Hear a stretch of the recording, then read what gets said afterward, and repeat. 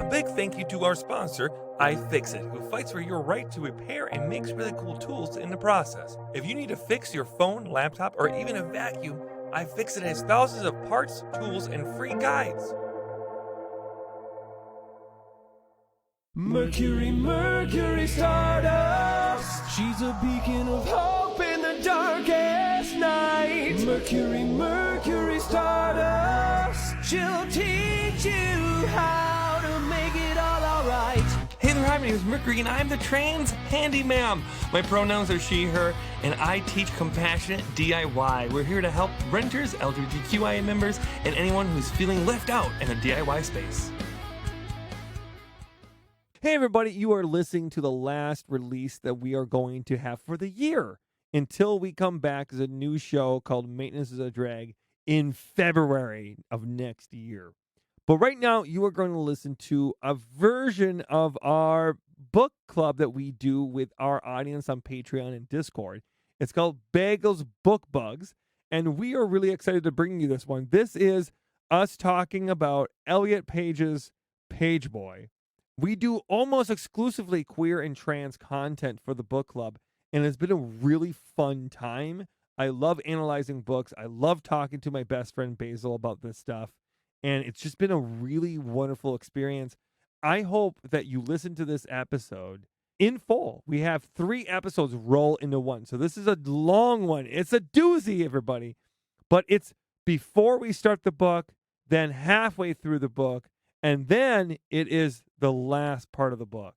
And before we even start this, I just want to say this was a really amazing experience reading this book and reading from someone that I've admired for so many years, but now had gotten a better, more in-depth understanding of his life. And I think Elliot Page is such an amazing, strong person that really listening to his voice in the audio version of this book was one of my favorite things I've ever experienced artistically. So all that being said, if you have not read the book, I would say go read the book, and then come back, listen to this podcast and have a good time with us.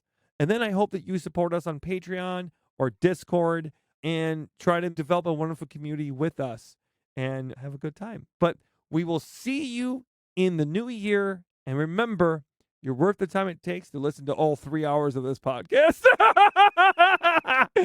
Everyone, take care. Bye-bye. All right. Hello, friends. Welcome back to yet another episode of Basil's Book Bugs podcast. You said it right. It's not the bagel book bites. No, it is not. It is not the bagel book bites. Those come later afterwards for snack time. This is basically the podcast before we actually start listening. We actually start reading or listening to the book itself. Correct. Yes. So we have not started Pageboy yet. We are going to take 2 weeks to read all of Pageboy. We're going to read the first half and then the second half, and then talk about it each week. Yep. So next week we'll be halfway through the book. And the week after that, we'll be finishing the book. So that's kind of where we're at. And to this week, we're going to be talking kind of about our expectations of the book. What do we expect from the book? What we want from the book. What we are excited about. And all the things that are Elliot Page and Pageboy. And yeah, Basil, what are your first thoughts before we embark on this long journey? My very first thoughts, I am very much looking forward to reading this. I had bought this actually before it came out. It was a pre-sale. Yeah, you purchase. bought this in May, I believe. Correct. I remember. Yeah, you bought this really early on. And we just haven't had the chance to read the book. So this is a great excuse to actually get a lot of our reading done. It really is. I love it so much. So what is your thought process of the book itself? What do you expect the book to be, friend? What do I expect the book to be? Well, honestly, it is a little bit shorter than I thought it was going to be initially. So I'm very curious to see what gets included and what doesn't get included. I know it kind of seems like it starts right about when Juno comes out. I think on the back cover or whatever, Yeah. I Yeah, heard that talks about the premiere of Juno. I have this suspicion that it jumps around a lot. Mm, I think that like Juno is one of the biggest films he ever did, right? I mean, Right. he did a bunch of big films, but like Juno is up there, so is Inception. And I think that maybe he used it to like as a hook and then maybe maybe go back and forth. I don't know. I'm curious in how linear or non-linear the story is itself. mhm. You know, because we are dealing with a memoir, we are dealing with, memories and etc. from this time period of his life. So curious. Yeah. I'm also very interested to see like how many like loose ends he like leaves open, like how many things tie up, like because we've mentioned this before, but like it is so early for him, like in like a coming out story kind of way to be writing the story, in my opinion. But that I think it's gonna be very interesting because he'll be able to speak more exactly about like those first kind of years, those first moments, of coming out and transitioning. Yeah, Elliot Page is 36 years old. That he's older than I thought he was. Yeah, he is. He was born in the same year that I was born in 1987, but he is, I think, he's in Aquarius. But that means we would get along real well, I think. I don't know. But all that being said, 36 years old. Honestly, holy shit, I didn't realize until now that I grew up with Elliot Page. Holy shit, that is wild now that I'm thinking about it. But all that being said, I agree. I wonder all the same things, and I'm very curious on how he will be talking about the transition for him at all. Like, how much will he be talking Right. about? How little? I think that it is as trans people, I really do feel like we are fantilized a lot when it talks about our transitions. And I do feel like a lot of people put a lot of focus on the transition. Yeah. And this is why a lot of us don't say transition anymore. We say gender affirmation, right? Partially because so many people think there's a beginning and an end to transitions, but it's Right. not necessarily that way. So I'm curious, as someone who has been openly himself only for a few years, what his take will be about everything. Very curious about it. But how important it is for someone as like well known as Elliot to be out. Yeah, absolutely.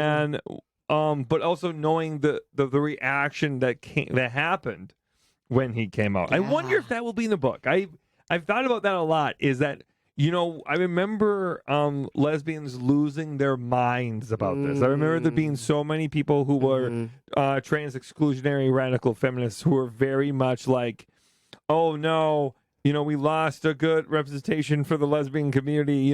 It's centering themselves over his own experience and existence. Right. And I wonder if he will ever address that directly about what that was like. Yeah, I'm also just like very interested to hear his relationship to like queerdom in general. I don't really know a lot about his personal life. And like I've always like kind of clocked him as a queer person, but like I never explicitly knew that Yeah. until he like came out, Yeah. But that's what's so interesting about Elliot's story specifically, because I feel like, I don't know. I mean, if anyone possesses like big queer energy, it's in a lot of ways it's Elliot Page.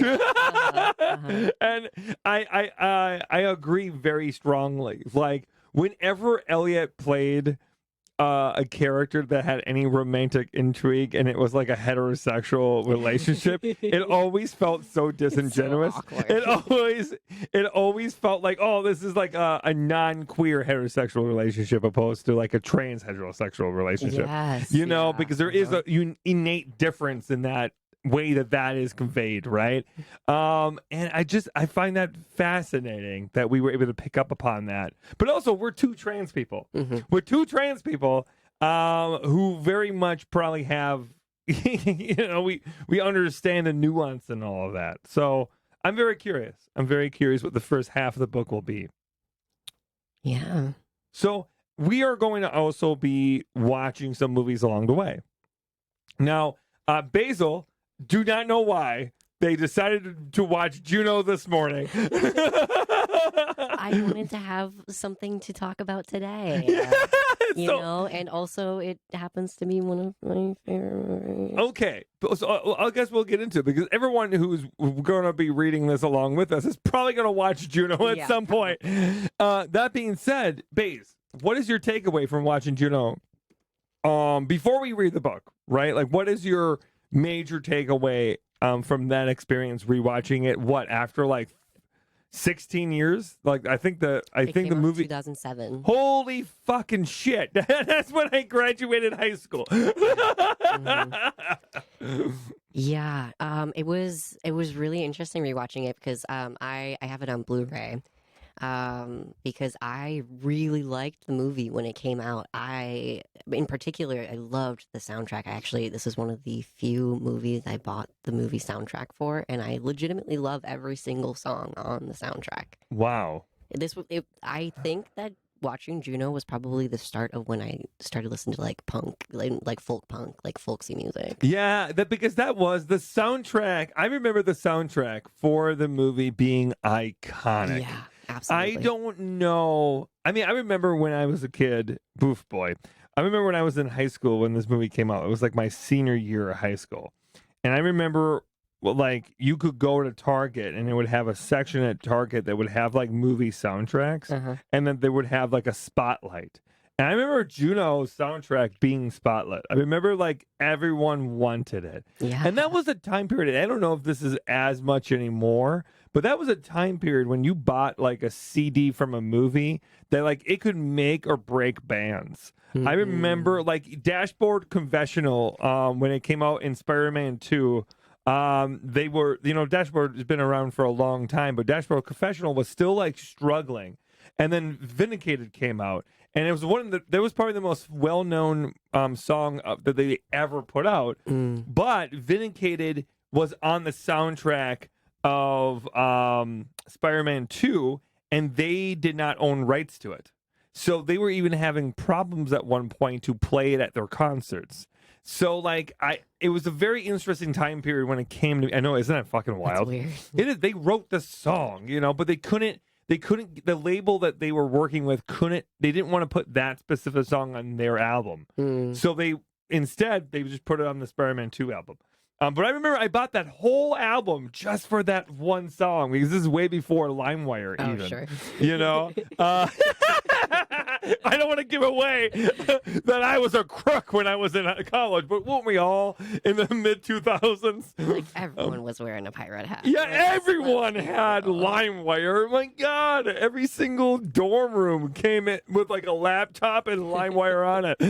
But all of that being said, I think that the relationship that we have with that music itself is so concrete in our memories that I think that when I start hearing it, it will just jar back so many ideas. And I mean, also Juno, like the language itself in that movie in particular, like they have their whole own little lexicon, the same way that we do, like when we're on tour, with Danny. Like there is a whole, they just dump you right into this whole world, and there's so many like iconic sound bites from this movie. It really is. I mean, I'm so mad that you watched it without me. I couldn't stop. I'm so mad right now. But that movie, I watched a few scenes, post like a couple months ago. And I remember, I think they were on TikTok. Sometimes you're just scrolling through TikTok and you see movie scenes.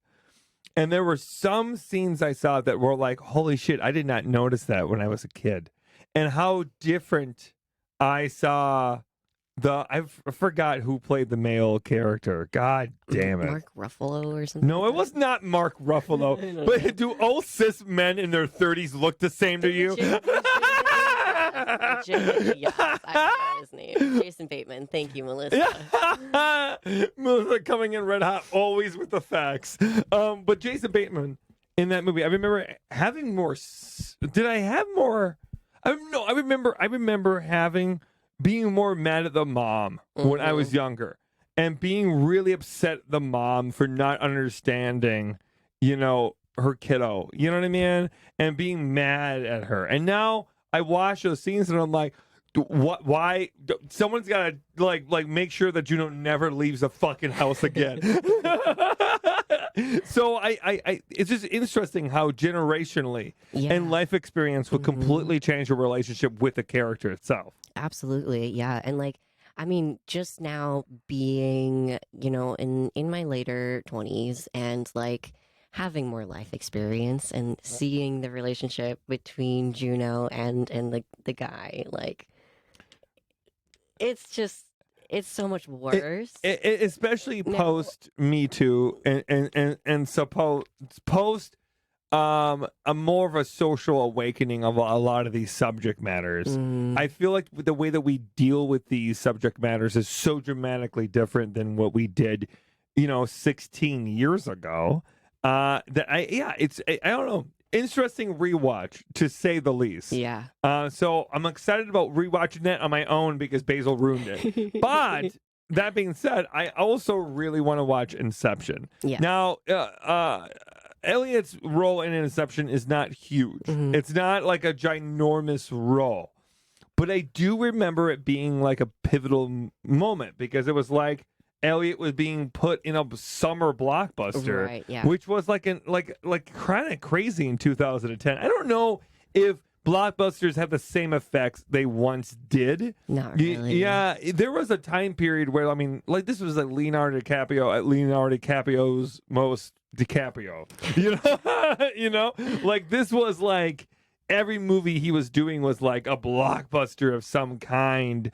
And he was a true movie star at this time period. And I remember like seeing Elliot and be like, holy shit, like they're having a career. Like this thing's happening. Yeah. Melissa says, the true character growth is realizing the mom in Juno was right all along and the dad is a creep. Yeah, 100%. But as a kid, you have your blinders on, and I think it's interesting watching that movie when it came out when I was I think I was like Juno's age, like I was like 18, 19 when the movie came out.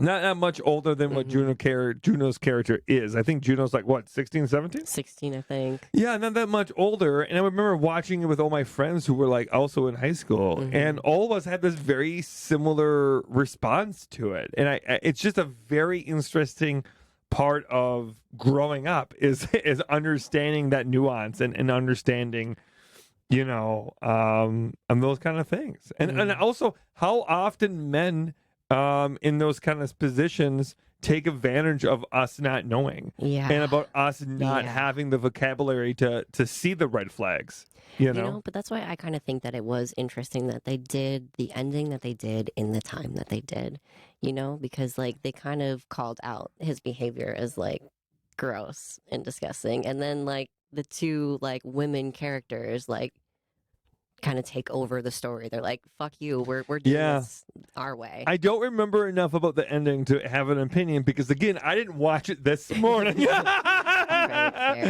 you would have told me, I would have done it. But also back to Inception now, because Inception is another movie where the ending itself is very ambiguous, and I don't know if you remember the ending of the movie. I don't know if I do. I don't want to give away for anyone who hasn't watched Inception, but there is a moment to the very end of the scene, the movie, that you do not know what is happening. You're not. It's ambiguous on purpose, and Christopher Nolan kept it ambiguous on purpose. And I'm interested to rewatch that with you. One night we're in a fucking hotel room and you can't watch it without me. And kind of have that experience and see where the movie is and kind of analyze Elliot's role within that movie and that world that was created. And then lastly, but Umbrella Academy, we are going to watch at least that scene. I think it's like about like an 8 to 12 minute scene.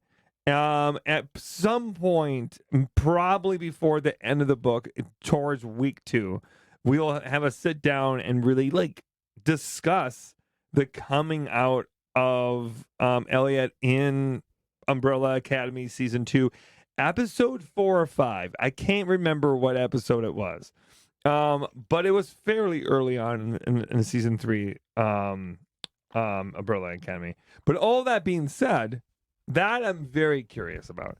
I watched it when it came out like a year and a half ago. Mhm. Did you ever? Have you ever seen that scene? I think that I might have saw it when it first came out, like just the clip of that scene, but I don't remember it now because I didn't see it in context. The thing is, in the world in which they were created, I thought it was done pretty well. I think after reading the book a little bit more and then seeing it, we might have different opinions about Sure. it. Mhm. But that's, again, when you start, I think that's another aspect that I'm excited about, because we get to know Elliot in a more deep, emotional way, and then experience the films that we all grew up on. Right. We maybe will throw in an extra movie in there. I brought up Whip It because I loved Whip It a lot. I thought it was really fun. Yeah, I really did. That was back when like there was a really big resurgence of roller derby. I think it really still is, but roller derby was like still very, I don't know, people didn't talk about it that much in 2008, 2009 a whole lot. So when that movie came out, it was still it was Drew Barrymore movie. I think that Drew Barrymore wrote and directed it, I believe. Mhm. But all that being said, excited about that as well. So, Yeah. Just while we're on talking about roller derby, just want to throw a quick shout out to Snacks out in New Haven. Roller derby mom extraordinaire. We have met some amazing people, and one of our favorites was a roller derbyer named Snacks out in New Haven, Connecticut, who the most iconic image that will be etched in Basil and Danny's head is Snacks walking around the front of the bookstore outside with the baseball bat in their hand, just twiddling it around.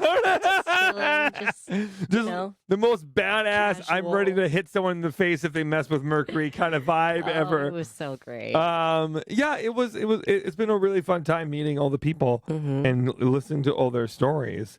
And speaking of stories, really excited to listen to Elliot's Page, especially because you're reading it and I'm listening to it. Correct. And as we found in the last experience, there is a slight difference sometimes in how we interpret it. I think that, like, again, I say this a lot, but listening to a book is reading a book. But who is conveying that book to you can change your opinions on things. Yeah, and I absolutely. think listening to Elliot in my ears and in my head will give a very personal vibe to it that maybe you might not have if you're reading it out loud, or reading it to yourself. So because he does the audiobook himself, doesn't he? he does.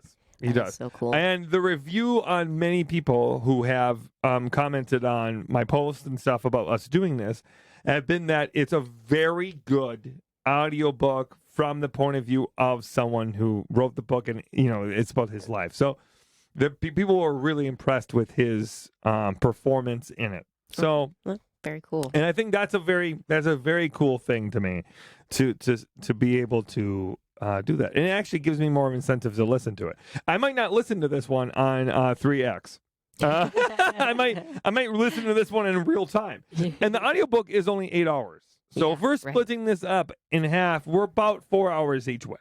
So Yeah, it's not too much. that's not that bad. And if you do need to listen to it faster, then we're talking about this being almost a 6-hour book if you're on 1.5, which is pretty typical. But all that being said, do you have anything else you want to add here? Any thoughts or anything? Yeah, actually, I have a whole little Do you? question for you. Oh my actually. God! Yeah. Because this is our second book for Book Club podcast, and this is our first nonfiction book. So my question for you, Mercury, is: do you remember the first time you read a nonfiction book, just not for school? The first time I ever read a non-fiction book. You know, to be honest, I'm going to need a second. So you are yeah. going to need to talk about Oh, I yours. have a whole story. Don't worry. I can tell you this. You go for it. I'm going to try to think about mine because in the top of my head, I honestly cannot think of one. So go for it. Okay, so the very first nonfiction book that I read, it was technically for school, but it was over spring break and it was for extra credit, so I'm not counting it. It was The Immortal Life of Henrietta Lacks. It was so good. I don't know if you've ever heard of it, Mercury, but essentially it is about this black woman who has now died. But anyway, she had some cervical cancer cells that were taken from her without like her like real knowledge or consent that were used to create I do know cell this. lines Yeah. that we still use now in scientific research. I've heard about this story before. Actually, recently. Actually, I think I heard about this on TikTok. Actually, wow, that's wild. That's a wild first book. Yeah, it was so interesting. I devoured it over spring break. I had taken like notes on like different colored Post-its. Like the whole book was like twice as big because it was like stuffed full of all my different notes. Yeah, and then we came back after spring break and had like a little book discussion for extra credit. It was a lot of fun. That was the first nonfiction book that I read. Okay. Okay, how old were you when you first did this? I probably would have been about 17-ish. Oh, okay. Okay. Wow. Okay, I was much older. I'm like racking my brain, right? My first non-fiction book that was not like a homework assignment, and also even if it was, I don't remember a single one. I couldn't tell you a single one I did in college or in high school. Sure. Right? I didn't read books for fun until I got much older. Sure. But I do remember one thing. Back in 2012 or 2013, I was very, very young and naive in the world of burlesque. Okay. And I loved burlesque, and I didn't know a whole lot about it, but I was obsessed with it. Like, if you know me on a personal level, you know that burlesque, like for a time and being a time period in my life, I thought about it, I drank it, I performed it, it was all I ever did, right? It was one of the reasons why I got really stupidly good at it, because I just couldn't think about anything else other than burlesque for so long. But in order to get really good at something, you have to understand the idea behind all the tropes and all of the reasons why you do things. Right. And one of the things that I was struggling with was having intent behind the actions and things I was having on stage. Okay. So I then, about 2014 or so, when I started getting more serious in it, I started to go down this rabbit hole of reading book after book after book after book. And the very first book in this series of burlesque books that I read was the Burlesque Handbook by Joe Weldon Boobs. And it is still in my opinion, one of the best burlesque history books you can absolutely ever get. It is it also has some, like, how to do the bump and grind, Sure. Classic burlesque things, but the history, because she interviews actual legends in this book. So there's legends recounting their stories inside the book itself. I think it's very riveting. I don't know how much you'll get out of it if you're not a burlesque fan, but I loved it. And I remember it kind of changed my life. Sure, I think it was one of the reasons why I went from, like, someone who was doing like minor shows to someone who was becoming a headliner, because those little moments, those little tweaks I started doing in understanding the actual history of fan dance and why we move slow. For the longest time, I remember I would tell people I didn't understand why people would do something called a walk around. And the walk around is when a performer goes on stage and just does a big circle, and it's almost like they're in a parade.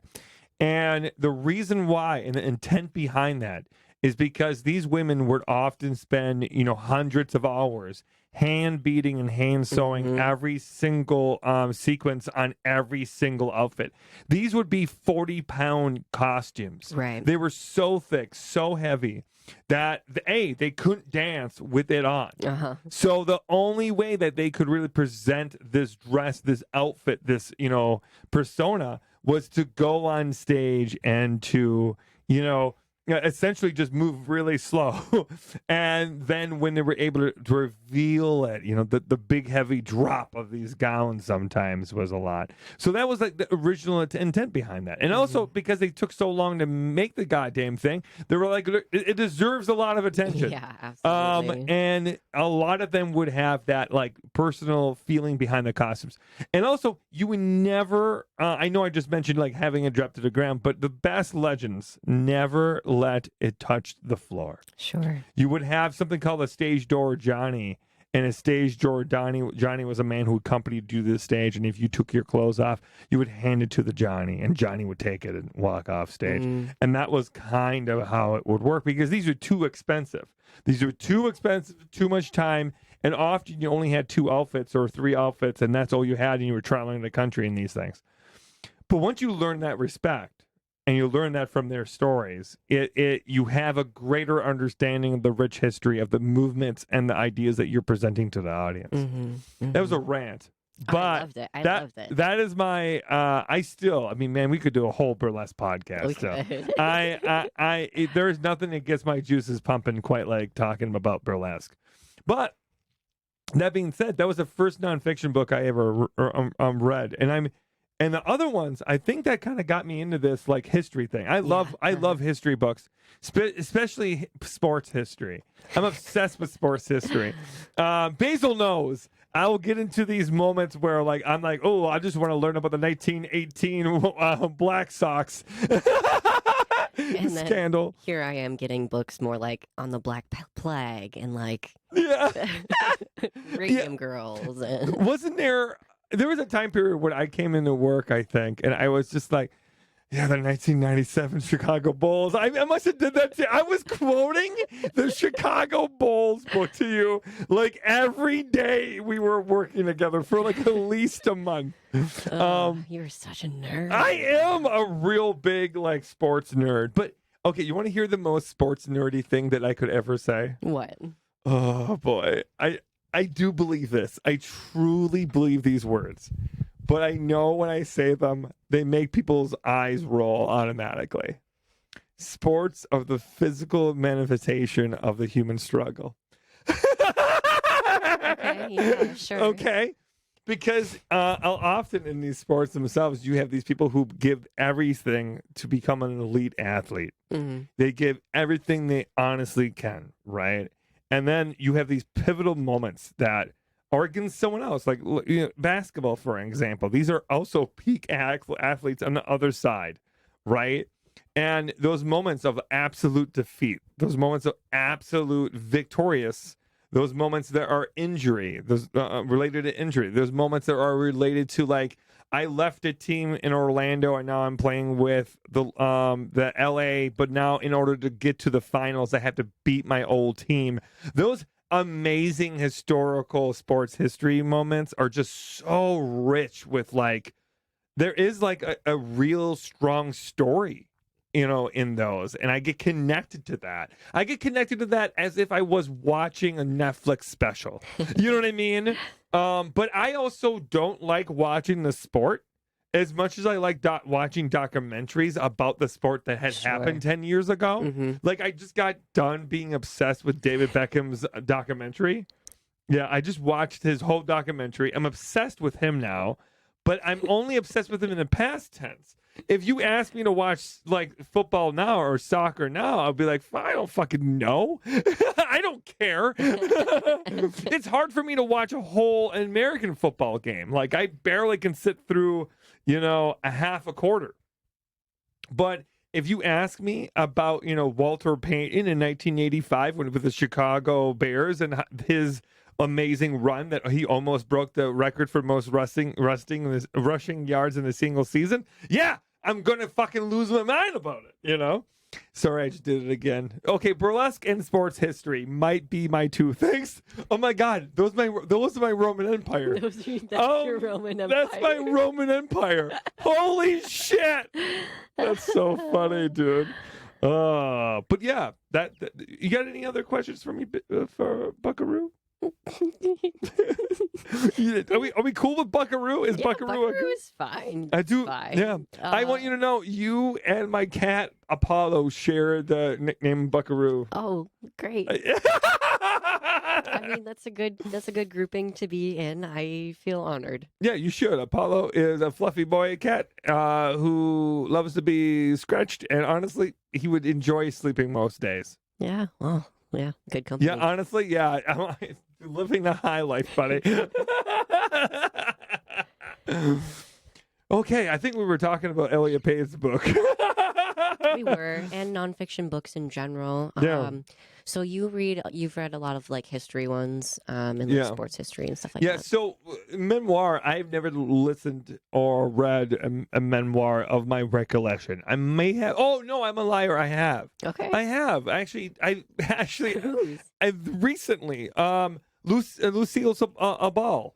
I love right. Lucy. You told me that. Yeah, and I hated it. That's right. It ruined my whole image of Lucy. Oh, that's right. I did not realize that she was such a conservative, and I did not realize her kind of terrible views of pull yourself up by the bootstraps mentality. Yeah. And her memoir came out like posthumously. It came out like 30 years after she died. Oh, interesting. So she died. No, she died. No, it wasn't. No, 30 years after she wrote it. So she wrote it in 1960. Okay. Or 1958. And her daughter, after she died, found it and spent years piecing it together to finish it. And then it came out like 6 years after she died. But it was like a big deal in early 1990s when this book came out because no one had heard her story at all. But it's a pretty short book. It's like 4 hours, 5 hours. Nice, yeah. But like she grew up really hard. It was a really hard life. Like until she turned 20. It's actually kind of a miraculous. She turned out to be a ginormous movie star because she probably, if fate spun the other way, she probably wouldn't have been known at all. Sure. She got lucky, very, very lucky, like multiple times. And she acknowledges that. It wasn't just hard work for her. But her relationship with her estranged husband is one of the most weird shit I've ever heard. And her estranged husband is the co-star of I Love Lucy. Right, yeah.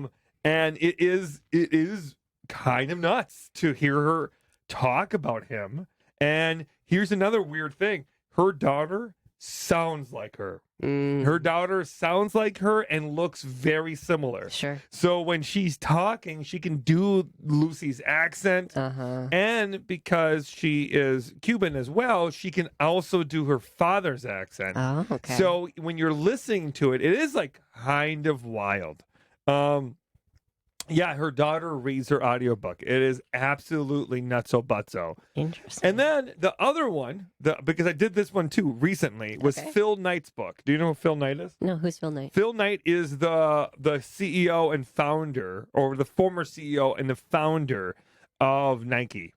Oh, okay. And he is, the thing that's so weird about him, and the reason why I read about him is because I was listening to a podcast that was trying to talk about how CEOs should learn from other CEOs. Sure. And as a CEO, I wanted to learn more.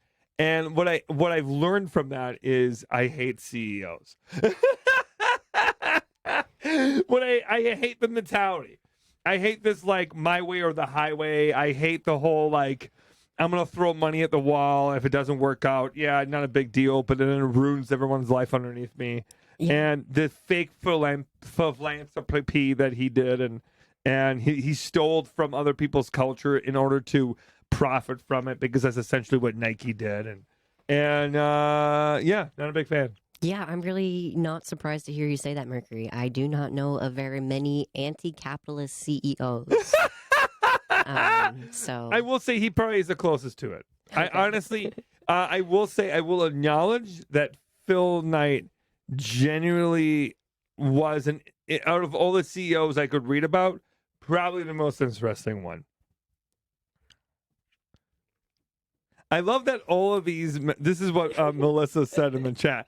I love that all these memoirs you've read have made you not like the person after it. Oh no, that's true. And now we're reading Elliot Page's book. I wonder. But also in the defense, I haven't read too many. I mean, this would be my third memoir I have ever read.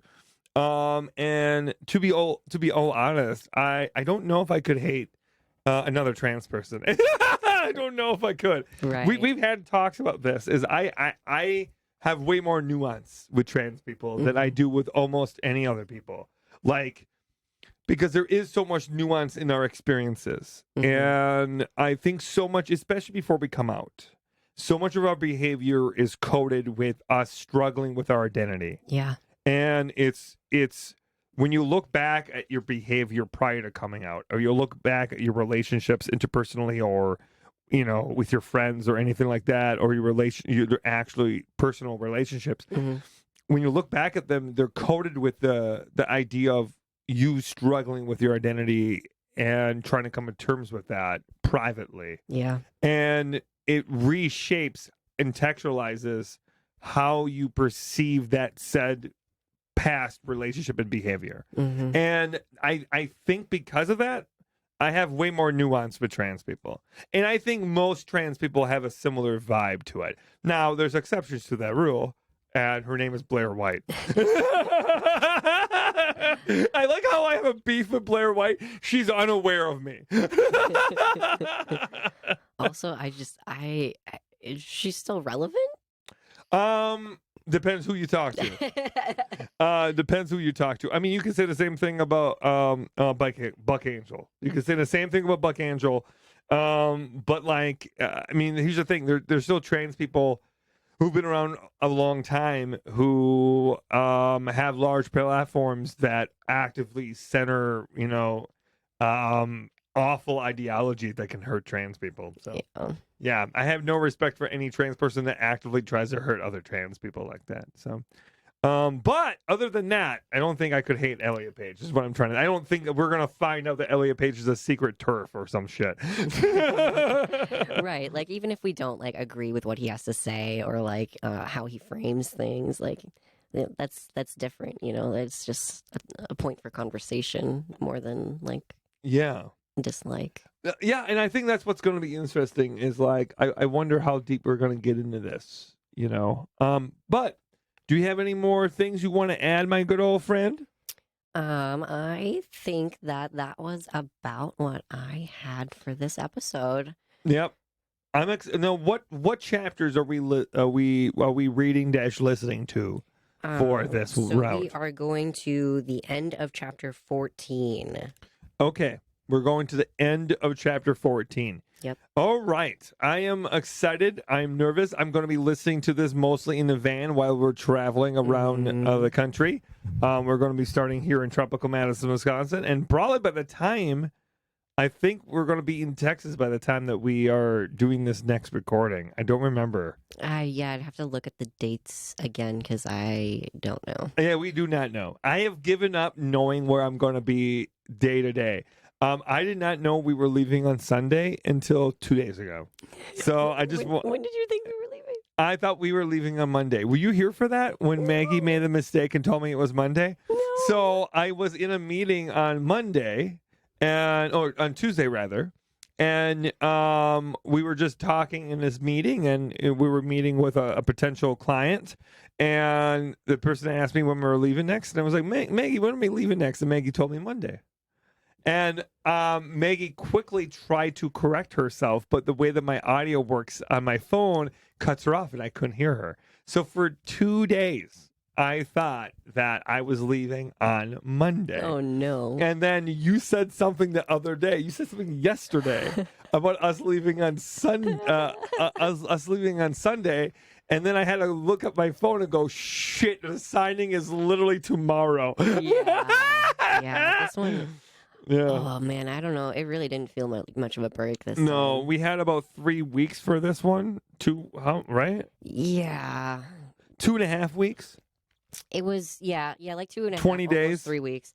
But like, we're still like working, you know. Even when we're back, we have like meetings and we have like things we have to film and all this other stuff. If you think that's bad, the next one, I know. we are going to have 10 days to recover. And we're not even really like. Honestly, we're probably gonna have to be in the studio most of We're the days. we're going to have that Thanksgiving week kind of off, right? Because we're going to come back. I think we're going to actually be back Tuesday because we're going to get back midday, which is a wild.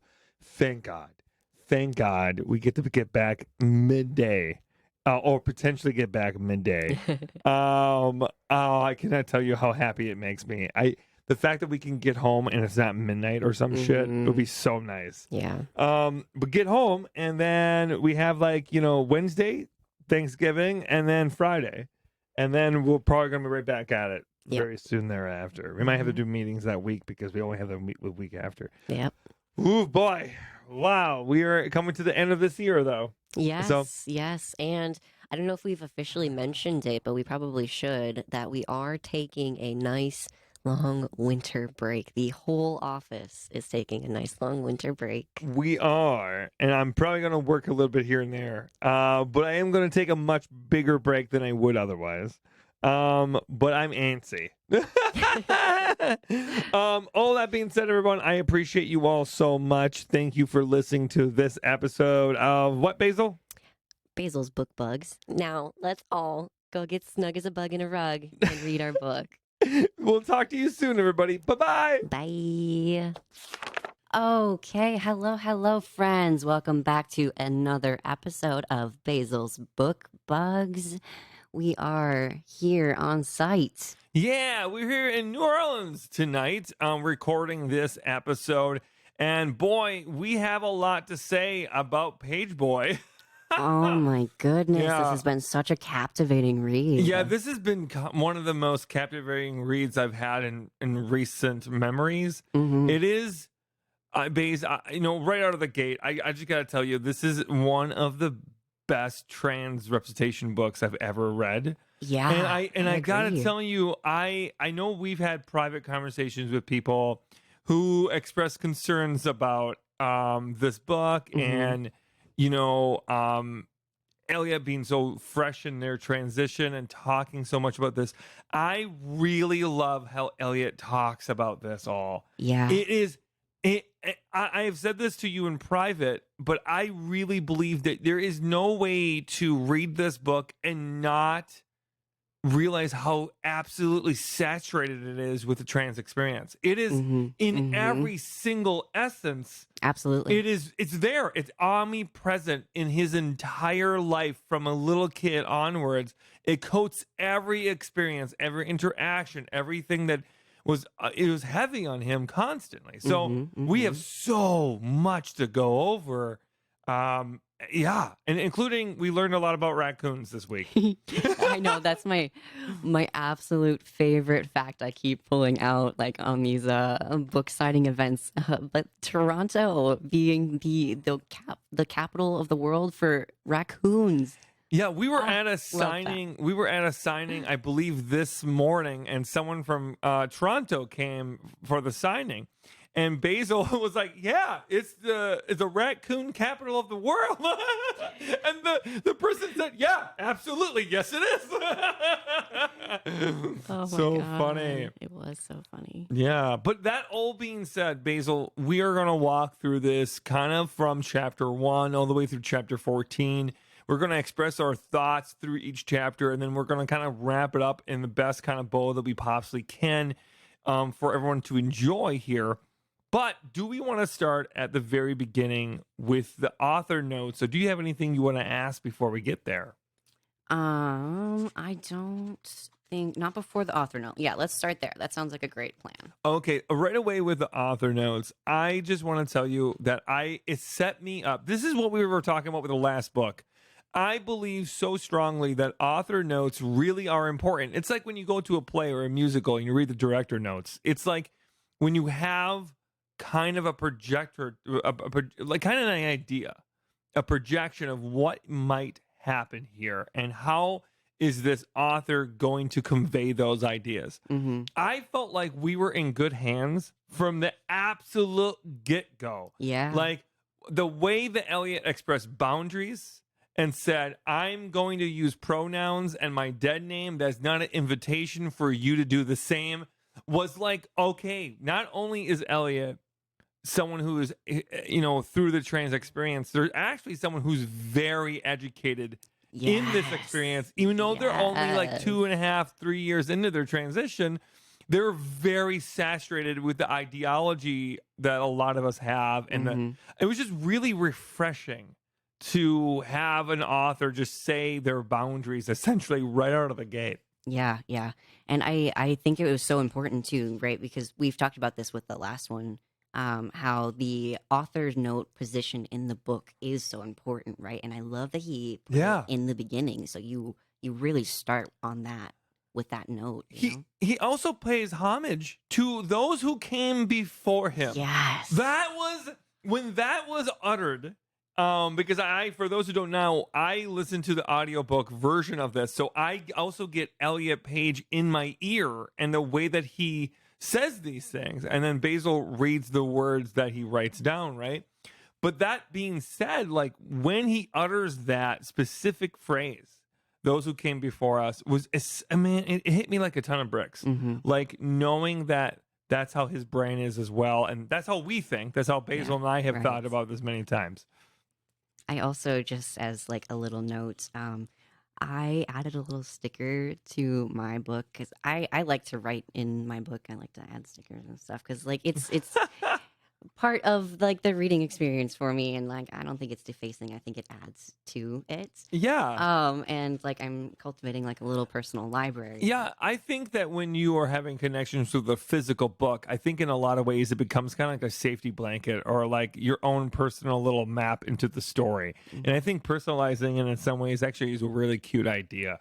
I've seen people who, I don't know if it was you or my spouse mouse, who sent me a meme of someone taking like pictures of the books and putting them on the like a fake book shelf. I did send you that picture. As someone who's someone who listens to everything through an audio device instead of reading it with my eyes, having something that's physical, like, oh yeah, look at what did that person phrase it as?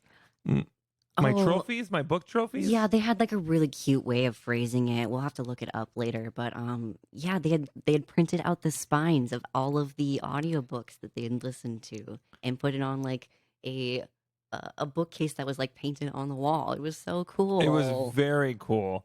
Are we having any problems with the video? It looks like we might. Oh, it looks like you might have cut out, Mercury. I might have cut out. I don't know if Melissa can hear me at the moment. Okay, for those audio podcasters who are listening to us right now on Patreon, just give us one moment. We're kind of figuring this out on the fly. This is the unedited, untouched version of the podcast. Is Melissa saying anything? Do I need to go out and come back in? Oh, yep, look at that. My Discord is not responding. Just collapsed 1 second. Yay! It collapsed like the horrific events in Nova Scotia in 1918. We learned so much history in this week's episode. Okay, I'm going to invite you to speak here. Okay. Again. Oh, there you go at the top, accept. Now we get it. Yeah. That is so funny. There we go. Oh, I am back, everyone. I'm so sorry that we left you for a time being right there. Yay! Oh, now we lost Basil. Gotta love it. Well, the good news is we only need one of us really on here for them to... Yeah. In fact, I might just... I don't know. Yeah, that works. That works. I'll just turn off my Yep. camera because that might be. Might actually help us. Okay, anyways, let's get back to the talk of it on hand, because I'm sure the wonderful Patreon listeners are like, "Huh, this is a lot of dead air here." We appreciate you hanging on here. But yes, the sticker. I wanted to show you the sticker I added on here. It is this cute little kitty cat, and it says "Tomorrow needs you," and then Aw. it has like the caller text. It's like a helpline. It's absolutely adorable. That's such a cute little kitty cat. I love it. Yeah, and I put it right underneath to all the who came before, and I just thought it was like a nice little addition. All of that being said, since Elliot set down his boundaries, I think it's only appropriate for us to kind of say how we are going to refer to Elliot through the experience that he expresses through there. I think we can all agree that we're not going to misgender Elliot through this experience at all. If we're talking about a character in a movie that he portrayed, we will talk about that specific character. I wrote all the names of the characters down so we can have that reference. Thank you. And those kind of things. So we just want to be mindful that we're also being respectful for Elliot when we are talking about all of this, because he took just so much care in the book. I think we should as well. No, okay. Let's go right into chapter 1. Yes, Paula. Yes. Oh, I know. The way that he writes about Paula, man, if that's not like an absolute like queer, like romantic young love mentality. The way that he talks about like, you know, the campfire and Paula, and I don't know, like this is like right before Juno came out, you know? And I will say this right out of the gate, the non-chronological order of the first like 5 or 6 chapters, I love. I know a lot of reviews I have read and a lot of people I have talked to have expressed that being a real problem with the book, that it's hard for them to get into or whatever. But I have written this down several times. I think that this being kind of jumping all around keeps us as confused as Elliot is expressing within the chapters of this book, right? Like he's expressing how confused and traumatized he is and how he's lost at times. And we don't always know what time period he's referring to until like a paragraph or two. And I like how we're kept on our toes about that through this experience and through the way that he is contextualizing these chapters. I absolutely agree with you. I think that it's also not only that, but like super neurodivergent friendly. Like it feels very much like the way that we have conversations. Yeah, you said that the other day that like this is just like a natural and flow conversation. It really brings you in, right? Yeah. I feel like, especially for me, because I'm hearing Elliot's voice, right? I honestly feel like he is telling me secrets. Yeah. That he has been holding to his chest for a long time. And he has such an amazing way, his cadence and the way that he expresses things through just a tone in his voice at times is so good. And what a captivating storyteller. Yeah. Absolutely. And I'm really appreciating too, like the kind of variance on the length of the chapters. Like he's really he's telling these stories, and sometimes they're really short, sometimes they're a little longer, and he's giving them the space that they deserve and need, you know, to tell a story. And chapter 1 sets us up. Like like in the moment when you're reading chapter 1, you're not really quite sure where it's going. But in hindsight, now that we're through chapter 14, you look at chapter 1, it really is like the last moment in Elliot's life where the chaos had not started yet. Because when Juno hits, right, everything changes for him for the rest of his life. He even mentions that later in the chapter, that, you know, it was like the last moment of true peace that he had before his life completely changed. And I don't know, like, you know, here he is kind of like falling in love, having young romance. And then, you know, the unbelievable happens. And that's Juno becomes an ginormous box office success and changes everything. Okay, moving on to chapter 2. What are your thoughts right out away, Baze? Oh, chapter 2 specifically. Okay, what are my thoughts right away? This chapter 2 was largely about how people publicized his sexuality right out of the gate. Right. You know, and the way some of the headlines that he put in there is absolutely wild. Mm-hmm. It was jarring, and it was also wild to hear him saying slurs. Right? There's several slurs that people have said about him that were weirdly gender affirming in the end of the day.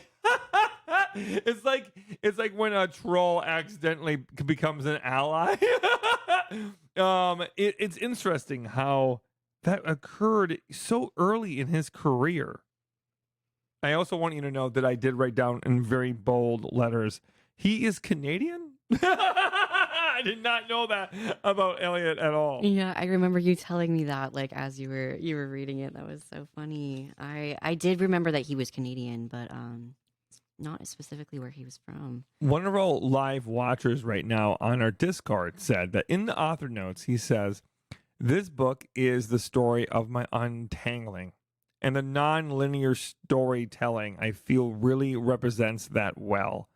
Yeah, no, I agree. I think that especially the way that he weaves in later in the chapters when he talks in depth about, you know, the tragedy of his hometown and how the hometown was basically soaked in generational trauma, and about how that, like, there was no way to live in that town.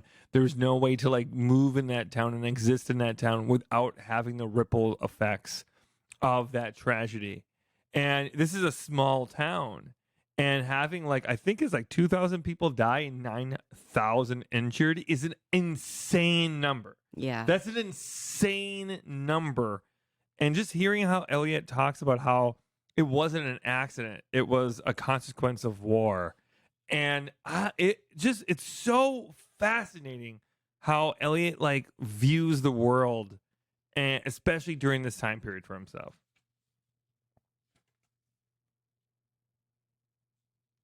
I think that this is a universal truth for a lot of us, Basil. There's a line in chapter 2 where he talks about how he wonders what his grandma would think about him now. Oh my God, that hit me so hard, dude.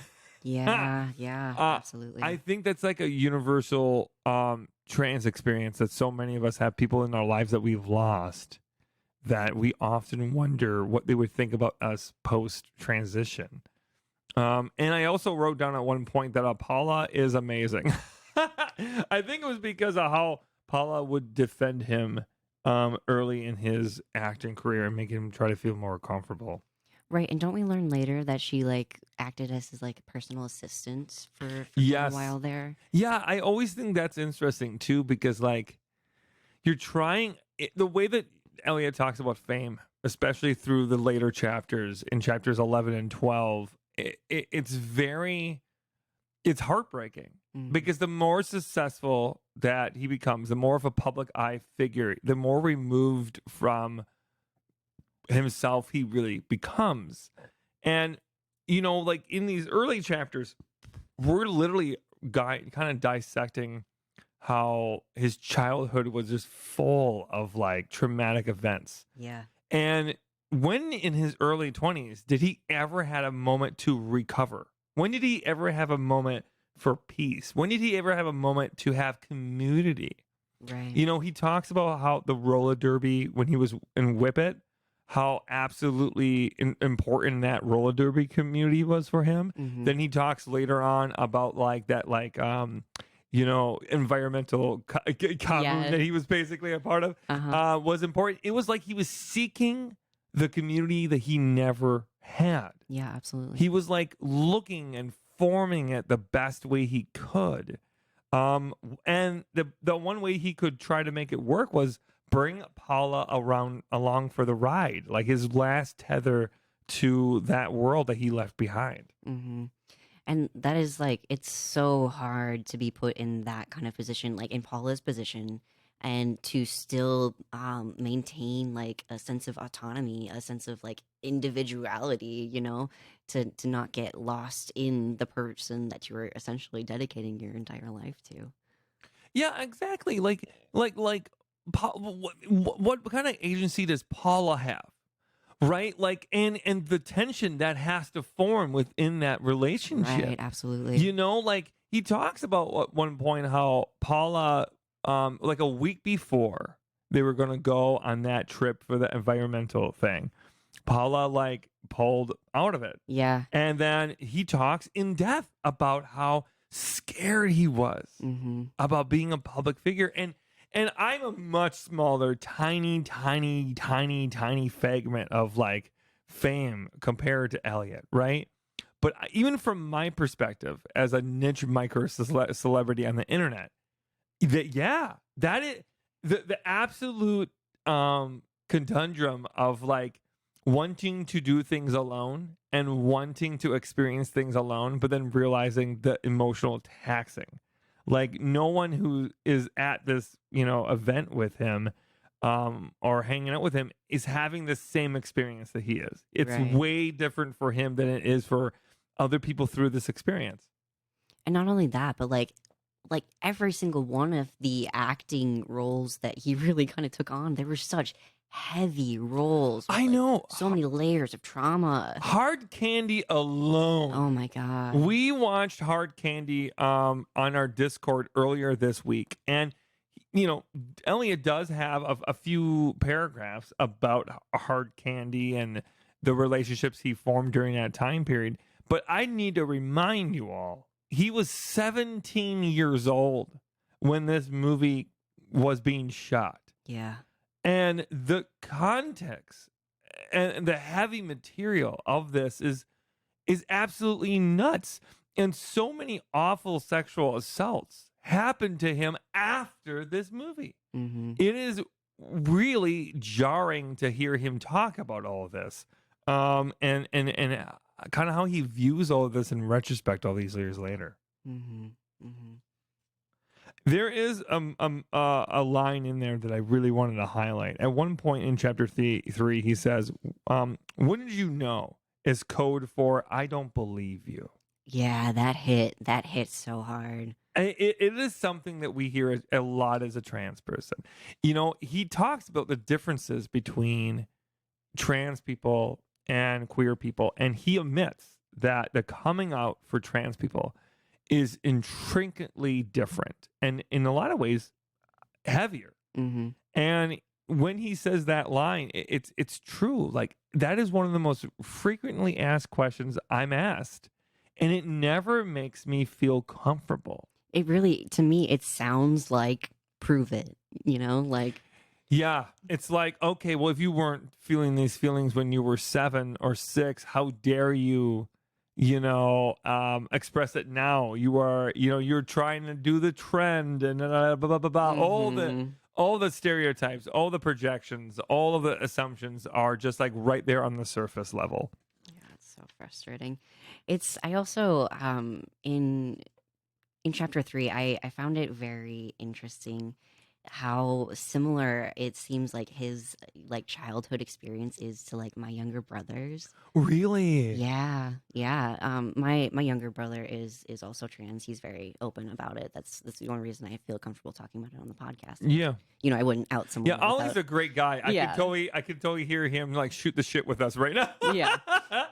But like he very much had like a very similar like childhood and like always like the tomboy, like kind of always wanted the boys' toy at McDonald's, Yeah, that was also very interesting to hear Elliot talk about like his mom was like simultaneously supportive and also not at the same time.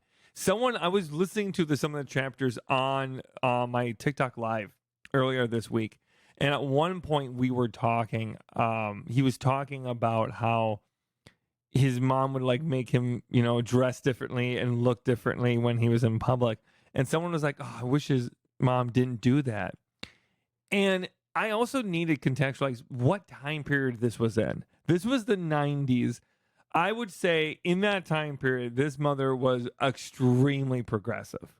And I think it's difficult to look through the lens that we know now. We have verbiage for it culturally more than we did before. Mm-hmm. And I think it was definitely, man, she was trying the best she could to raise a kid in Halifax, you know, kind of on her own for this time period. I don't know. I don't want to knock her for being as good as she could be and trying it on her own. Do you know what I mean? Yeah, no, I absolutely hear you.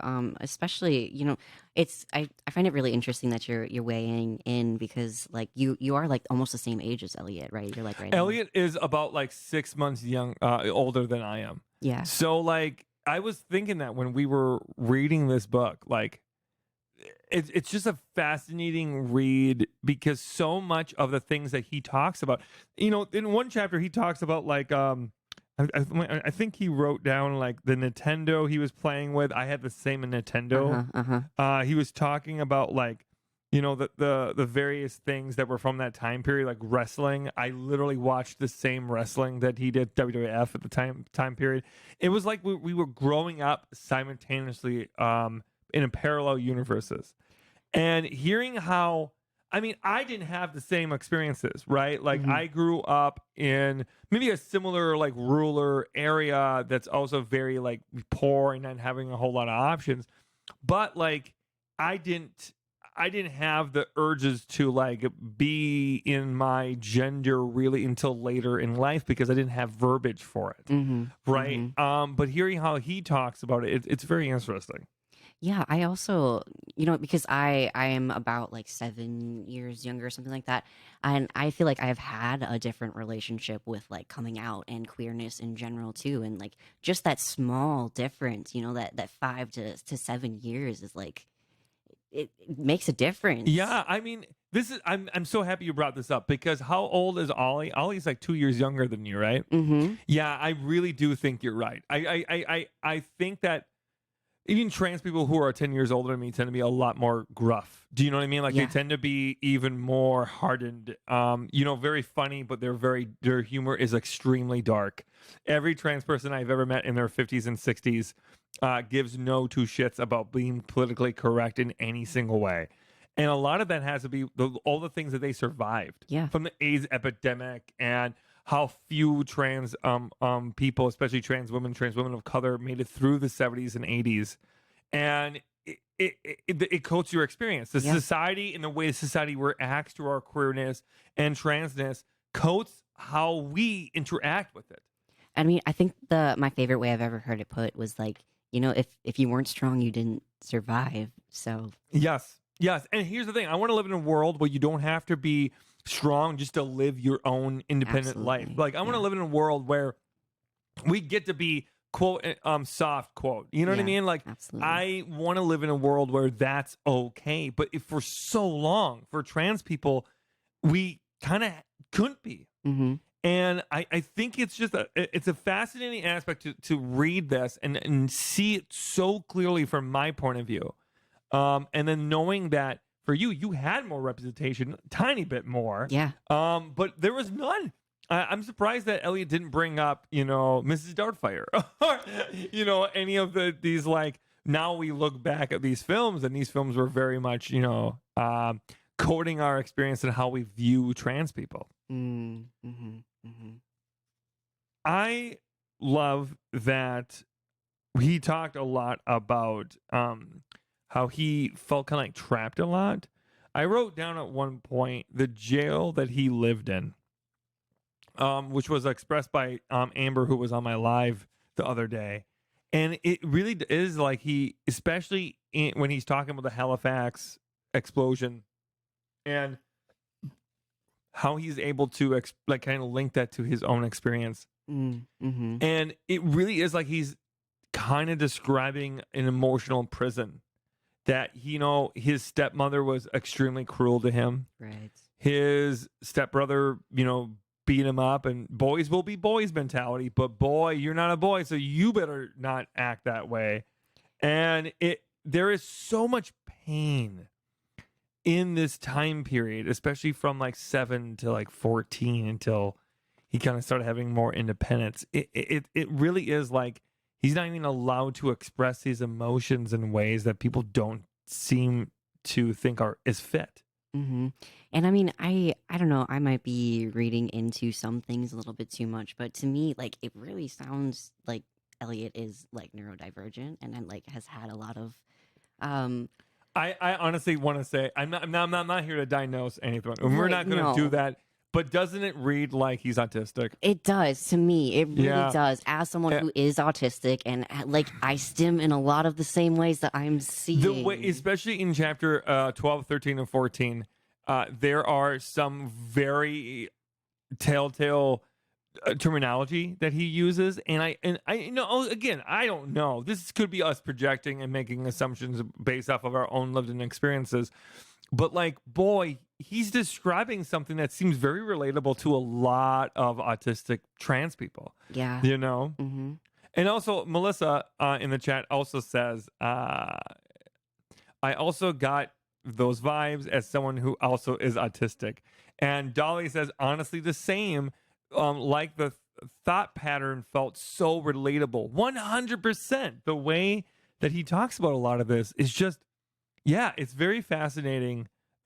Seeing all the links of our lives as trans people kind of being played out in his life, but a lot more privately. Mm. I also want to point out how vulnerable he is in this book.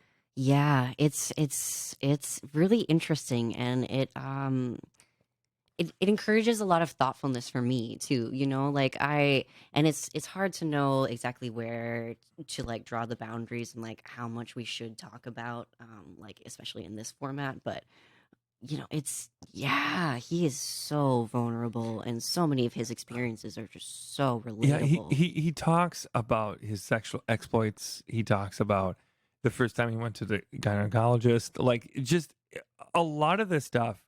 He doesn't mince words. He is so vulnerable and so honest and so straightforward about his experiences that I don't know, it's so weirdly endearing, and you feel you can't help but feel there with him. Do you know what I mean? Like it really makes you feel like, oh wow.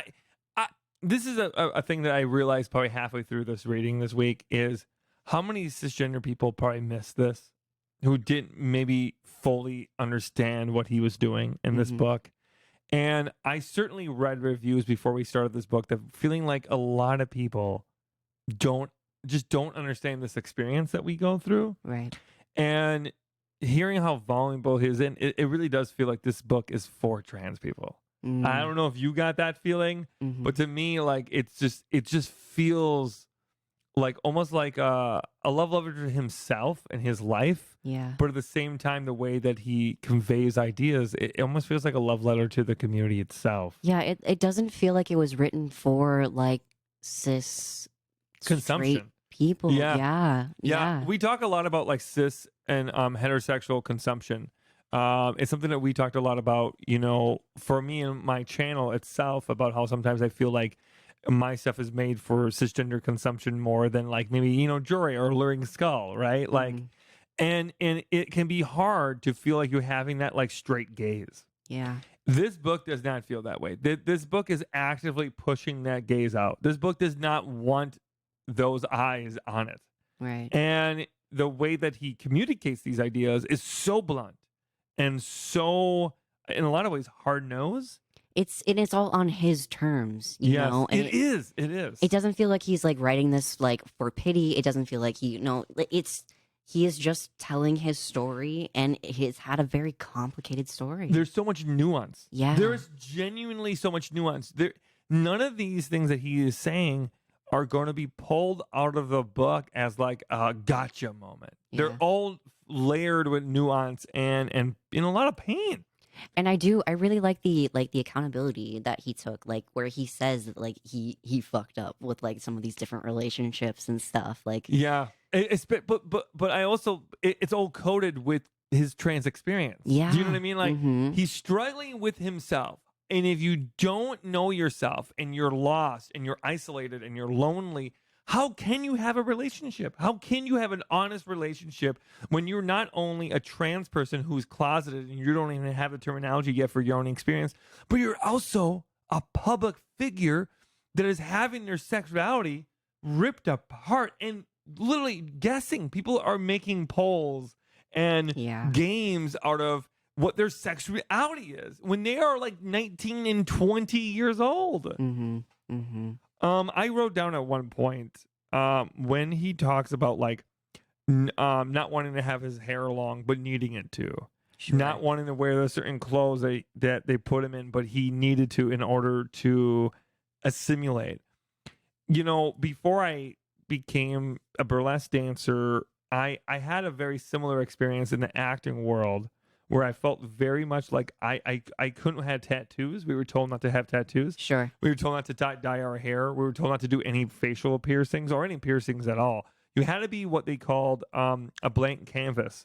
And a lot of them said we had to be, clay. And we were not allowed to mold ourselves. Others mold us for them, right? So hearing him talk about all of this and knowing the context, knowing how important it is for him at the this is like the height of his fame in the late 2000s, early teens, that like he's in his early 20s, the time period where you want to experiment with what you're wearing, with what you want to experiment with your appearance, and you want to experiment with your expression. He wasn't allowed to. Not just because of his mother at that point, but at this point, it was because of the career. It's like his mother did similar things to him when he was like a teenager and an adolescent. And then when he comes an adult, he's being subjected to the very same thing from an entire society and culture. That's so rough, dude. Absolutely. And like, I know we kind of touched on it a little bit, but again, like it's so hard to like have a genuine relationship when you are essentially masking throughout every single interaction in your entire life.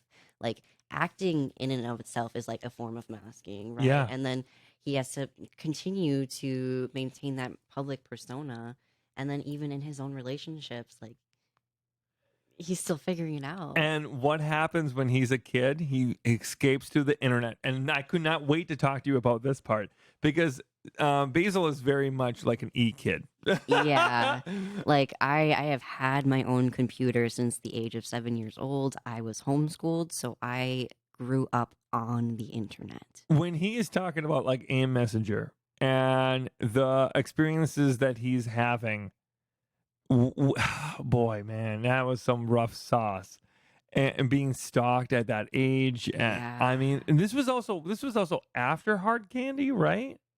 Or was this before Hard Candy? I could not. The stalking, I think, was before, right? Was it? I don't know if it was actually before, because maybe it was before. But all that being said, it was absolutely like gut wrenching to hear him talk about all of this. And also talking about his eating disorder, and we should have said at the beginning of this episode, it's really hard to discuss this specific book without getting into triggers. Yeah. And there, from ED, from self-harm to very graphic sexual descriptions, from stalking, from sexual abuse, there really isn't any way to have an honest discussion about Elliot's life without addressing all of these ginormous things that he went through.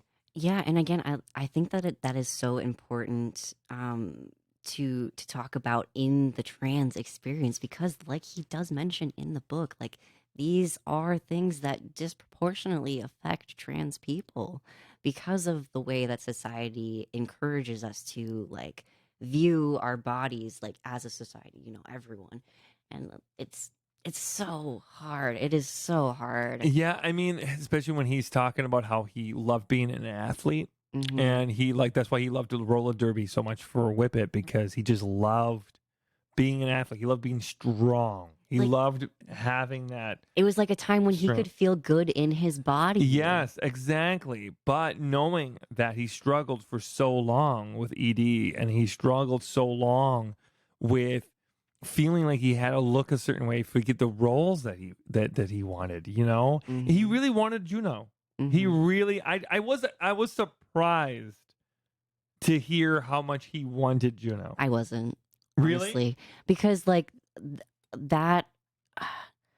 It's hard to like fully describe like how influential I feel like that specific role was for me as a person. So like I'm a little bit biased talking about this, but like it felt so natural. Like such a natural role for Elliot. Like he just like slipped right into it. Like all the music, all the references, like everything. Like I I could see him in that because I could also see myself in that. Now that we've done for the first 14 chapters and you've watched Juno recently, what is your takeaway now? Do you look at Juno differently? Does it coat your experience with the film or does it heighten it? Because I think Whip It and Hard Candy in a lot of ways are very heightened to me now. I don't know. Knowing how important these moments were in his life and how pivotal these specific films were, uh, it just really changes some of my perspective on them. Does it do the same to you? Yeah, I feel like everything has a few more layers to it for sure. And like I do even feel a little bit more attached to Juno, knowing that even Elliot listened to all of the same music in his own life before the movie, after the movie, like, and that's the same stuff that I've been so attached to. He, later on in the book, he talks about how he was at the environmental thing, and then someone played the very last song in the Yeah. movie of Juno. Yeah, you're right. It's like omnipresent. It really is omnipresent in his life. The wonderful Melissa in our chat was just talking about how like Juno herself in the movie is essentially gender nonconformity Yeah. in a lot of ways. Yeah. And I think that's such a really good, important part to talk about is that some of these characters, in a lot of ways, are outside of what your typical idea of a young girl is, especially Whip It, right? Like, Whip It, he's playing a character that is kind of having his world thrust onto him, right? He's supposed to be a pageant, girl. He's supposed to, like, be all prim and proper. His mom is really pushing the idea of what he has to be onto him. And then what does he do? He escapes into an extremely queer-coded, Yeah. extremely intense physical bump and bruises sport like roller derby. It's very interesting to hear his like attachment to all that and what he's going through. I also wrote down at one point that the director was trying to groom him when he was younger. Do you remember that part in chapter 7? Yeah. That's, not surprising. I feel like as all these child actors are growing up more and like telling more of their stories, I feel like we all knew, this was especially the culture. For Elliot. And Elliot was, a small petite girl at this time period. And what the things that they love to project onto him during this. I think that's why his story is so intricately fascinating to me because of like his role that he had in the film industry for this time period. And he does touch about Inception and not knowing why he was in the movie Inception. And I also think that's funny that he brought up that because I've watched Inception and I've often wondered why is he in that movie? And it is really interesting to hear him kind of like, yeah, I have no idea. It was really interesting. I'll have to watch it again soon. I really 'cause want to watch it like very badly. Okay. Okay, is that gonna be another one that we watch together? Yeah, we can do that. We can make We've that watched happen. so much Elliot Page this week. Yeah, I've been watching Umbrella Academy and it's been really nice. He talks about how at one point after that director was being awful to him, right? Or that person was being awful to him, that he was on a treadmill and running. Do you remember this incident? And the person is trying to talk to him like a famous actor. Oh, that's what it was. That's right. The famous actor that he does not name. Okay. I don't want to go on here and try to name the actor, but boy, it bugged me for the longest time of who the fuck, what A-list actor was this who literally yelled, "You're doing it for attention, that there's no such thing as a lesbian, and I need to like make you straight." What the fuck, dude? This is like 2009. Or no, this is 2014, 2015. I'm This was like sure it's a quick Google and you could find out because, I did. as he said, I did. There's so many names.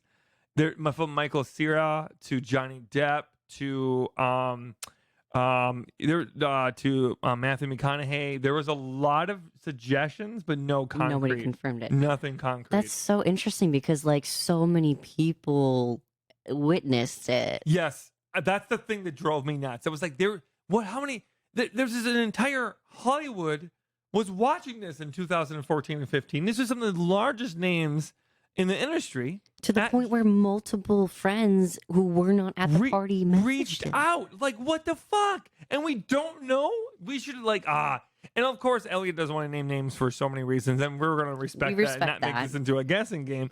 But I got to tell you, it pisses me off. I want to know so bad, you know? But all that being said, knowing that he's running on the treadmill and this actor comes up to him and tries to have a conversation with him and he doesn't stop running. I wrote that down. What a complete power move of like, I don't give a shit what you have to say. I'm just going to continue with my life and you're going to be stuck in 1954. You know, it's just absolutely just a wild thing. In chapter 9, I wrote down graphic sex talk. I mean, he talks about, you know, his dick and his pussy at one point. He talks about having a thing for sweatpants, which made me laugh so hard, dude. I loved that chapter so much, but like I really have got to know what was it like listening to it? Like hearing him talk about it. Okay, I gotta he's charming as fuck, dude. Oh, I believe it. It never seems abnormal for him to say this stuff. It seems so natural. It rolls off his tongue. He really, the way that, again, I typically have been reading a lot of these books that we've been doing. And I've been reading a lot of the books I read in 1.5 time. I read them fast and I listen to them fast because I lose track of it. And I need to kind of have it happen fast. Sure, yeah. I'm not doing that with this book. I'm reading it or I'm listening to it in real time in the time that it was originally recorded in. And the pacing and the flow that he has is unbelievable. I don't want to say it too early because we're not through the book. I do think this is one of the best performed audiobooks I have ever listened to. And I think a lot of it is because it is a memoir. It is very much his story, but it's also very much a story that I think trans people can very much relate to. Yeah. And hearing him speak these words is so powerful. Yeah. But also hearing him say like my dick and my pussy, I mean that's fucking wildly hot, dude. Yeah. We are here for it. It was like I like literally was like I was in the car like fanning myself like listening to him talk about this. It isn't. Yeah, Melissa says in the chat, so hot. It was so hot. It was amazing. I wrote down also so much homophobia, so much misogyny. There's so much that he had to endure. Again, kind of like the center of like, is this person a lesbian time period? You know, like this fantasization of lesbians, especially like. The way that they did that to people, especially just even 10, 15 years ago, is wild. Okay, now we're getting into the teens of chapters. Chapter 10 is a lot of the discussion about his eating disorder. Yeah. This is a quote that I wrote down that really hit me, and maybe you and I can probably relate to this a lot because we're on the internet. So he wrote, I thought others around me wanted me to disappear, that I was preferred as an illusion.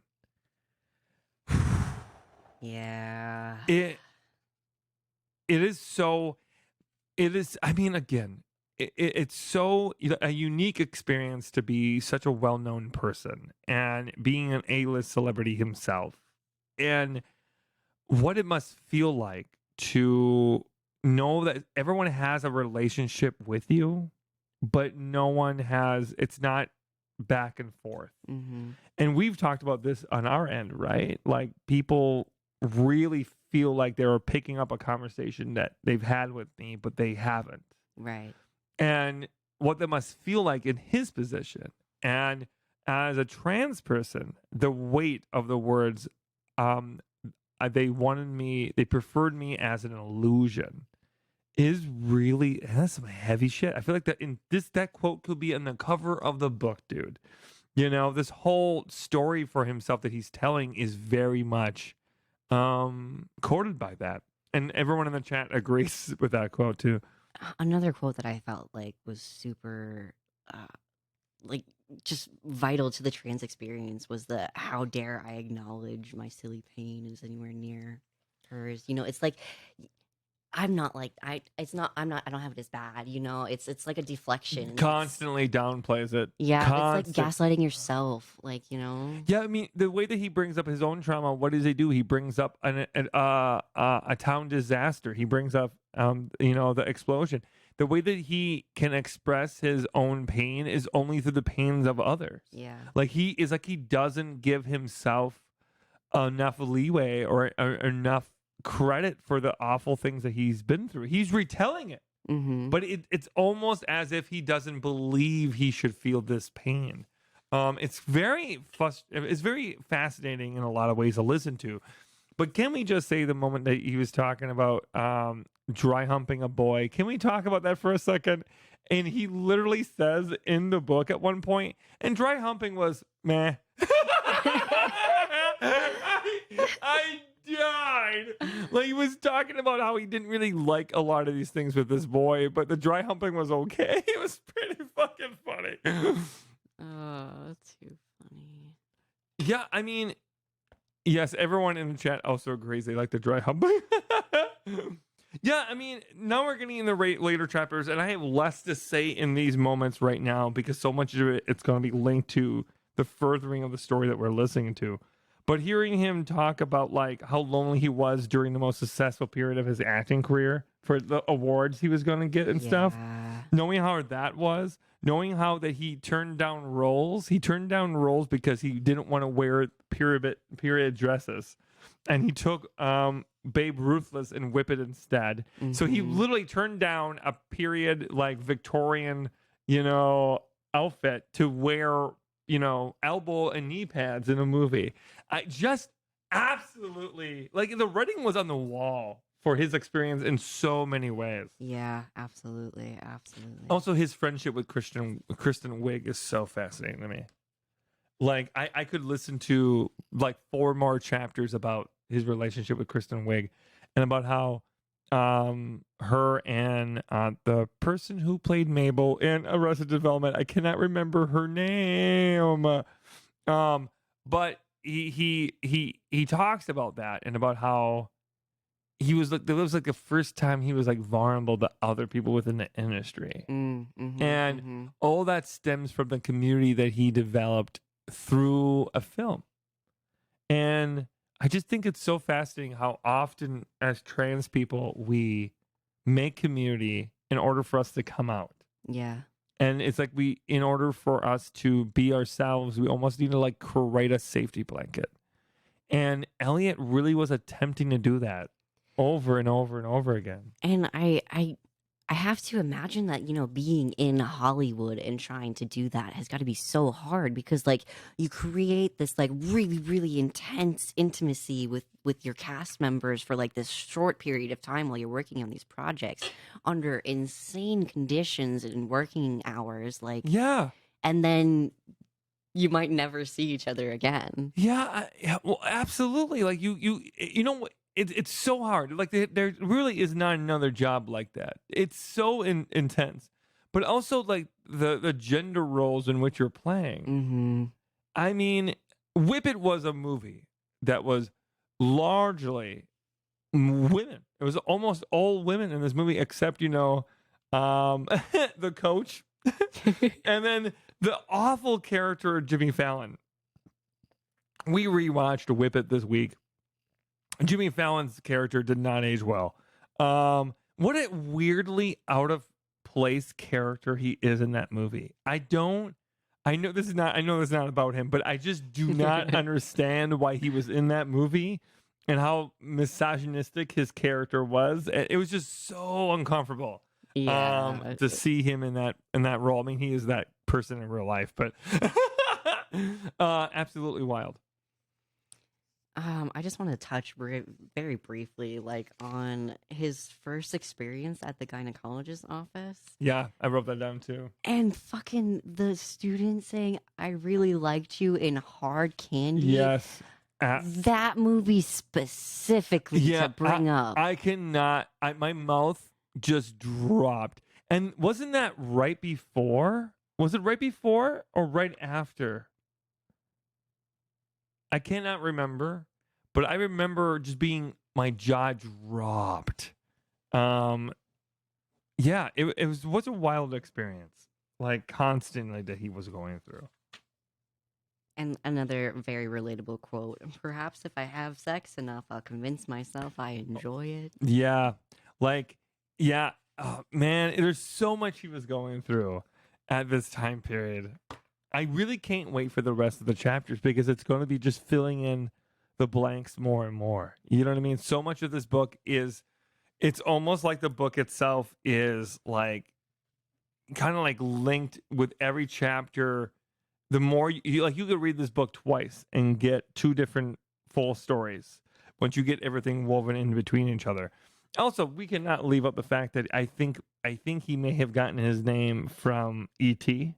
That's what it very much seemed like. Yeah, that it seemed like it was very inspiration. clear that he drove his name from E.T. itself, and then the very first Halloween costume afterwards was him as the kid. Is absolutely wild. Yeah, that was very sweet.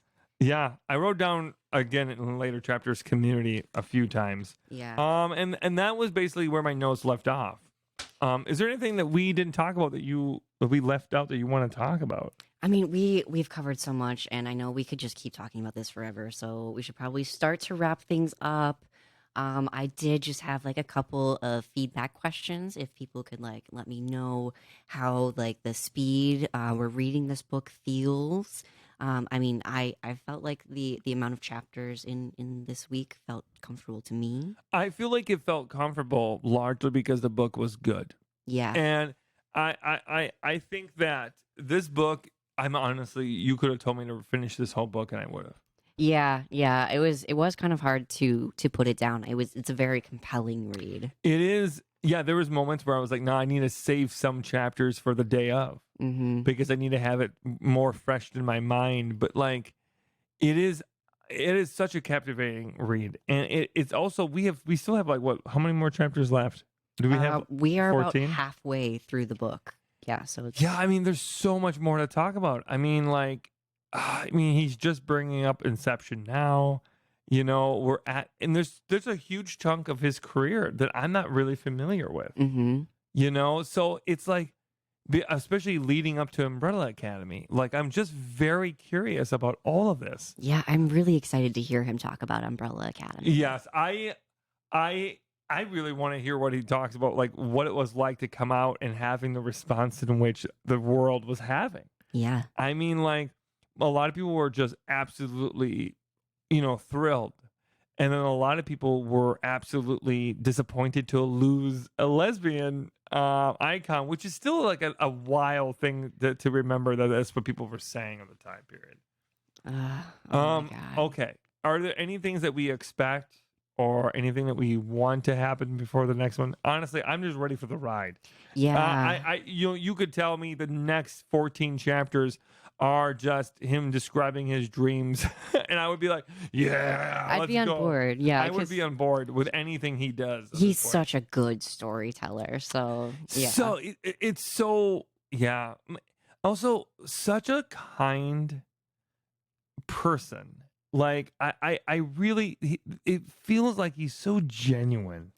Also, I don't know if you caught the riff, but like Seems pretty anti-capitalist. Oh no, 100% an anarchist. Like Yeah. I won't say not just an anti-capitalist. I mean, he seems like he would be in the front lines throwing a mocktail cocktail at a at a building. You know what I mean? Especially when he was talking about the environmental stuff. The environmental stuff, and the way he talked about the environmental stuff was like, I think he might be one of us, dude. I know it's been so fun to like see how closely our interests have like lined up. It's Yeah, so because fun. again, like he's on this journey where he started one way. He started like kind of like as one way over here in Nova Scotia, and he starts over there, and then he like slowly like goes more and more and more anti-capitalist, more and more hates the system, more and more is bucking every chance he can at the standards which are being projected on him. But also, like, of course he is. Yeah. Of course he is. And I mean, again, I've mentioned this like privately, but like, just part of being trans is like it's a little bit radicalizing, It is, because once you break down that one barrier, what's the point of all the other barriers? Yeah. Once you cross the line of expression within the binary of gender, then binary means nothing to you. It means nothing to you. And when you are someone as famous as Elliot Page, and you are someone who sees the inner workings of cog and machines, you see how the press works. You see how wealthy millionaires work. You see how corrupt people are at the very highest level. And then you come out as trans. I mean, I still don't know how Caitlyn Jenner is Caitlyn Jenner. I don't know how you can see all that and then be gender nonconforming in some way, shape, or form, and then have a shit view. It blows my mind. You gotta know the system is broken, but you don't want to. You're afraid of what would happen if there was no system at all, and you're holding on to power. That's what it honestly feels like. Because like for Elliot, doesn't give a shit. Like a part of me at the very end of the book, I'm very curious because there isn't a whole lot of roles that Elliot has in the works, right? Especially because SAG just got everything figured out this week. So as far as like his career going forward, I'm fascinated by it. I really want to know what it turns out to be, what it's like for him, or if he will continue. Yeah. I know he has some works in the progress, but like at the same time, I could see him walking away from all of it and not really thinking twice about it. I don't know, with like the way that he seems to be so involved in stories and storytelling, I do think that he will continue to do that in some way. I would be heartbroken if he didn't, especially because he's so good at it. I mean, in Hard Candy, we did talk about this, of how good of a young actor he was and how intense that movie was. And he held his own. Like, there was not a moment in that movie where I felt like, oh, yeah, there it is. Yeah, there was like no break of character. Yeah. It was so just intense. And then Whip It, I didn't even notice it. And Whip It, I didn't. And also, don't forget, Hard Candy is literally like two people, not in Sandra Oh at one random point in the movie. But like, literally, it's only two people. It's a tour de force of just him and the person who plays Jeff, like Patrick Wilson. Right? No? I don't know. Yeah. I wrote it down at one point, but anyways, all that being said, I loved it. I'm obsessed with this book already. And I'm obsessed. I love it. Cool. I could talk for another hour if you wanted me to. Literally, I could too. So we should wrap this up. Let's go get snug as a bug in a rug. Go finish this amazing book, and we can talk about it more next week. Thank you all for being here, and take care. Bye. Okay. Hello and welcome back to another episode of Basil's Book Bugs podcast. I am here with Mercury. We just finished reading Pageboy by Elliot Page. Yeah, we are done. We have finished the book. We did it. Wow. And we did it in 2 weeks. We did it in 2 weeks. And I don't think this was a particularly hard book to read. I don't think so either. I think this was like one of the fastest read books I've ever read. And I think partially it was just like it just went down like butter. I have so much to say overall about the book. But before we begin, like, what are your thoughts? The overall vibe check of the book, you know? Overall, I am very pleased with it. It was like such a compelling read. It was very easy, very consumable, you know? I am walking away feeling like I know now that Elliot Page is kind of a horn dog. I just want you to know. I like know now. I was like, oh yeah. I mean, this book is pretty spicy. Well, I mean, and like also knowing now that we finished the book that he's been on testosterone for just over a year. Like, yeah, it 100%. contributes. Yeah, It contributes. 100%. I love it so much, and Melissa also agrees that Elliot is a little bit of a horn dog, and so does Dolly as well. Okay, all that being said, yeah, I think the book was a really easy read. Again, I liked the non-linear storytelling. Me too. I think that now the book is over. I think I would dare say that this was done like a movie. This was done like a movie flashback, and that's gotta be intentional, right? Yeah. Like so the main thing, the overarching from beginning to the very end, has a lot to do with his transition in the last year, right? But between those chapters, he's had multiple stories of when he's growing up, you know, what is happening, and then I see the correlation of those moments with his current self. Yeah. I see it. I can see how other people would disagree, but to me, it's, as a trans person, it's like a plain as day that is being used to kind of like demonstrate the struggle in which he was on as a closeted trans person for 34 years. Yeah, absolutely. Like you really have to read this book through a lens of queerness because that is the through line in all the stories. I don't know how you read this book and you walk away thinking that he didn't talk about trans people enough. I don't know how you walk away and be like, oh, it's too gay. I don't know. I just don't get that. Because, like, to me, there's something intrinsically human about it, but also very relatable to the queer experience. Like, I don't know. I think it was a very beautiful overall story, and I'm really happy that we read it. Me too. And I was mentioning to Danny earlier that, like, I think it's really cool how it is, like, a story. And, like, he never tried to make it, like, an example of, like, what the trans experience is. Not You know, one it was time. just, he was telling his story. It and was that's it. it was paced so well. I mean, we're gonna get into it, but the chapter about flatliners, Mm. I don't know. That was almost better than the spicy chapter to number 24, right? But that, I think, actually, wait, isn't flatliners in 24? Now that I'm talking, I think it might be. actually. Flatliners is chapter 22. Oh, is it? Okay.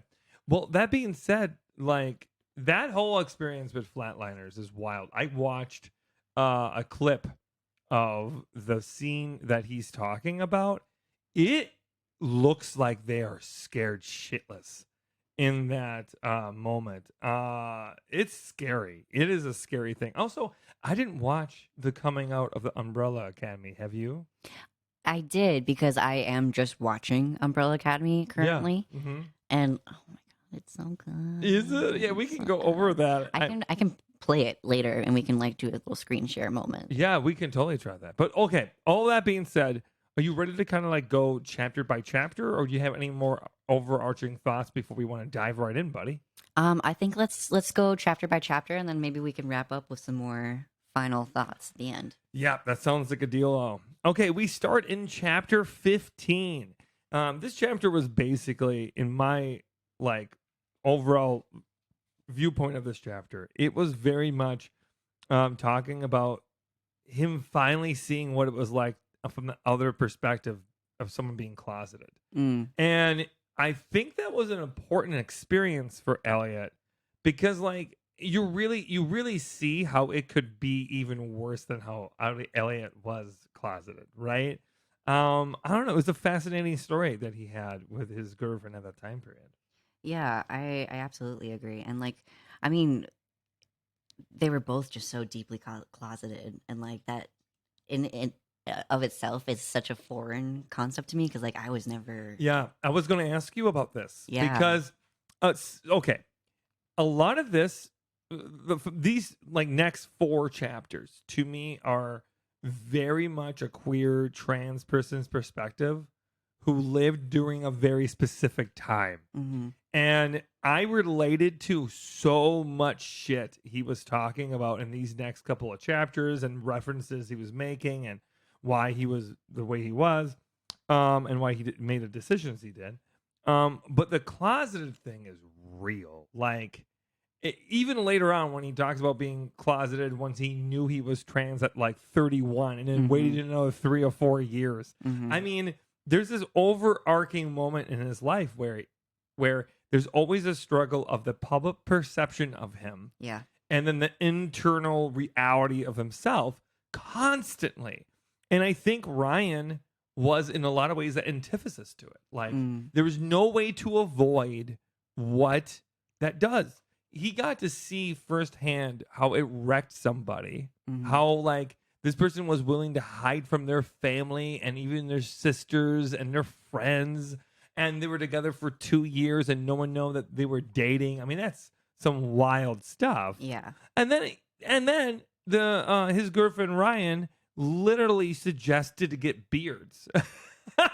that was a wild read. I was like, whoa, really? That's wild.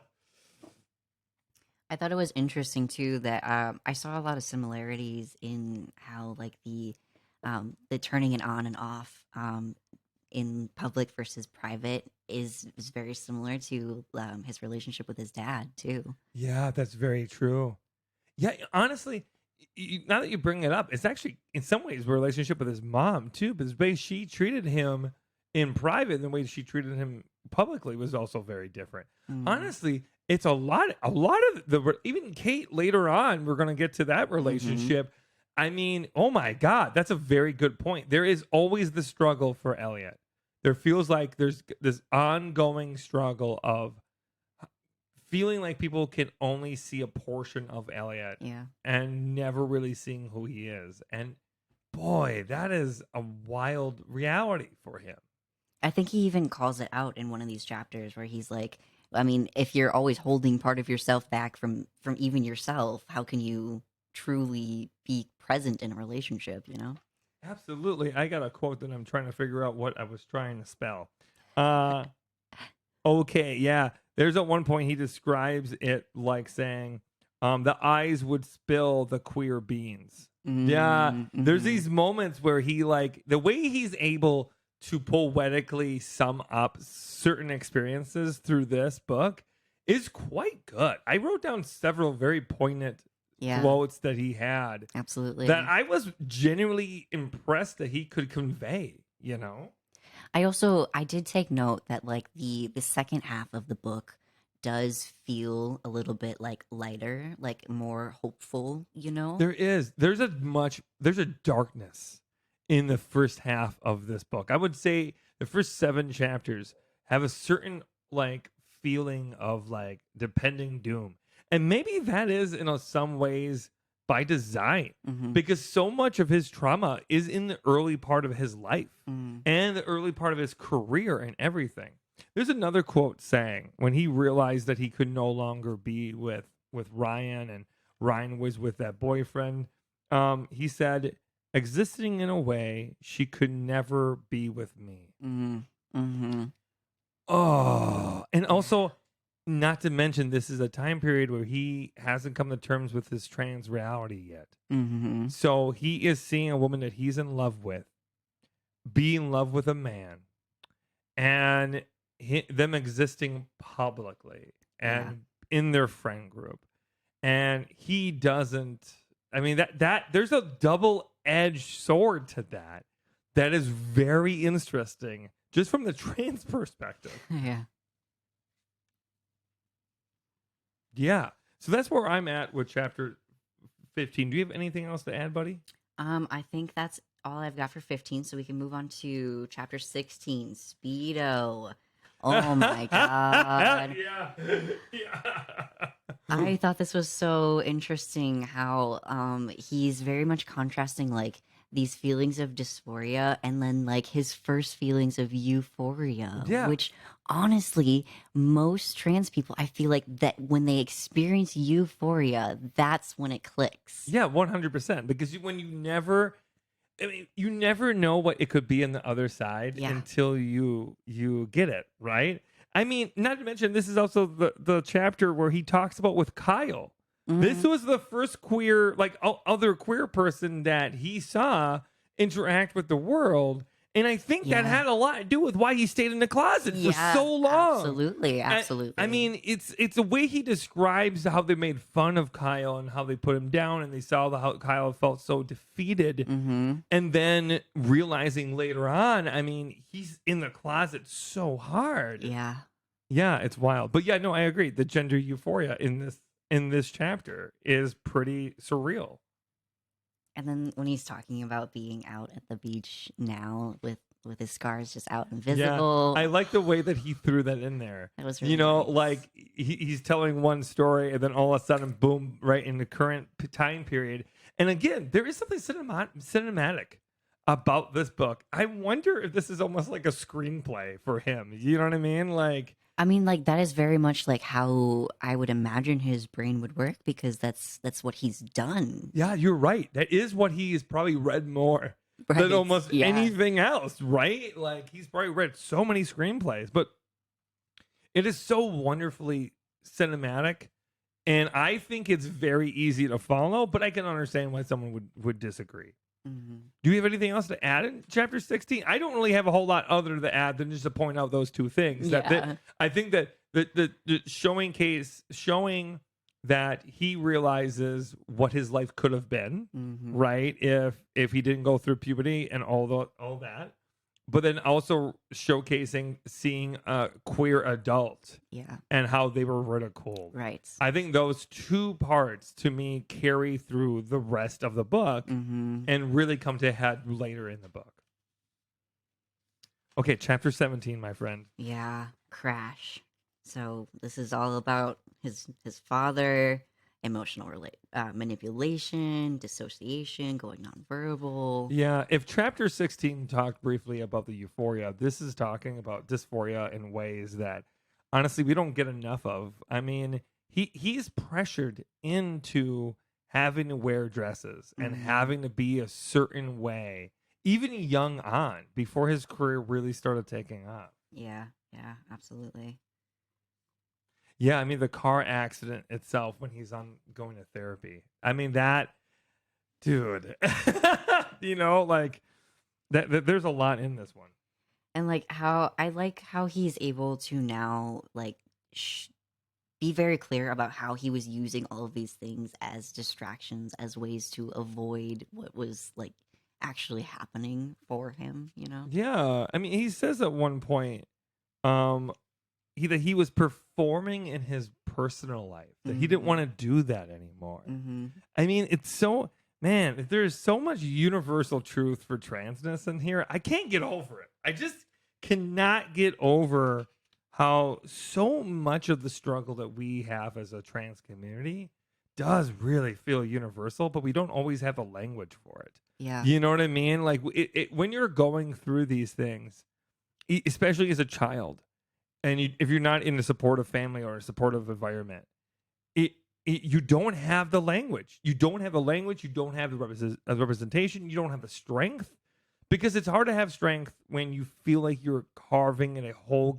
different world for yourself. Mm-hmm. You know, when you feel like you're completely alone. Yeah, absolutely. Anything else for that one? I don't know if I do. I mean, there is. Oh no, we got to talk about this part.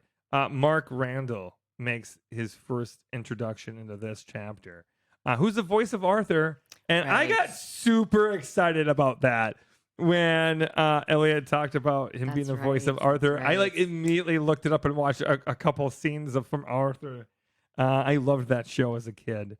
Yeah, he talks about Ghost Cat in this, which I watched a scene from Ghost Cat which was very indie, like an extreme indie a movie that he was in.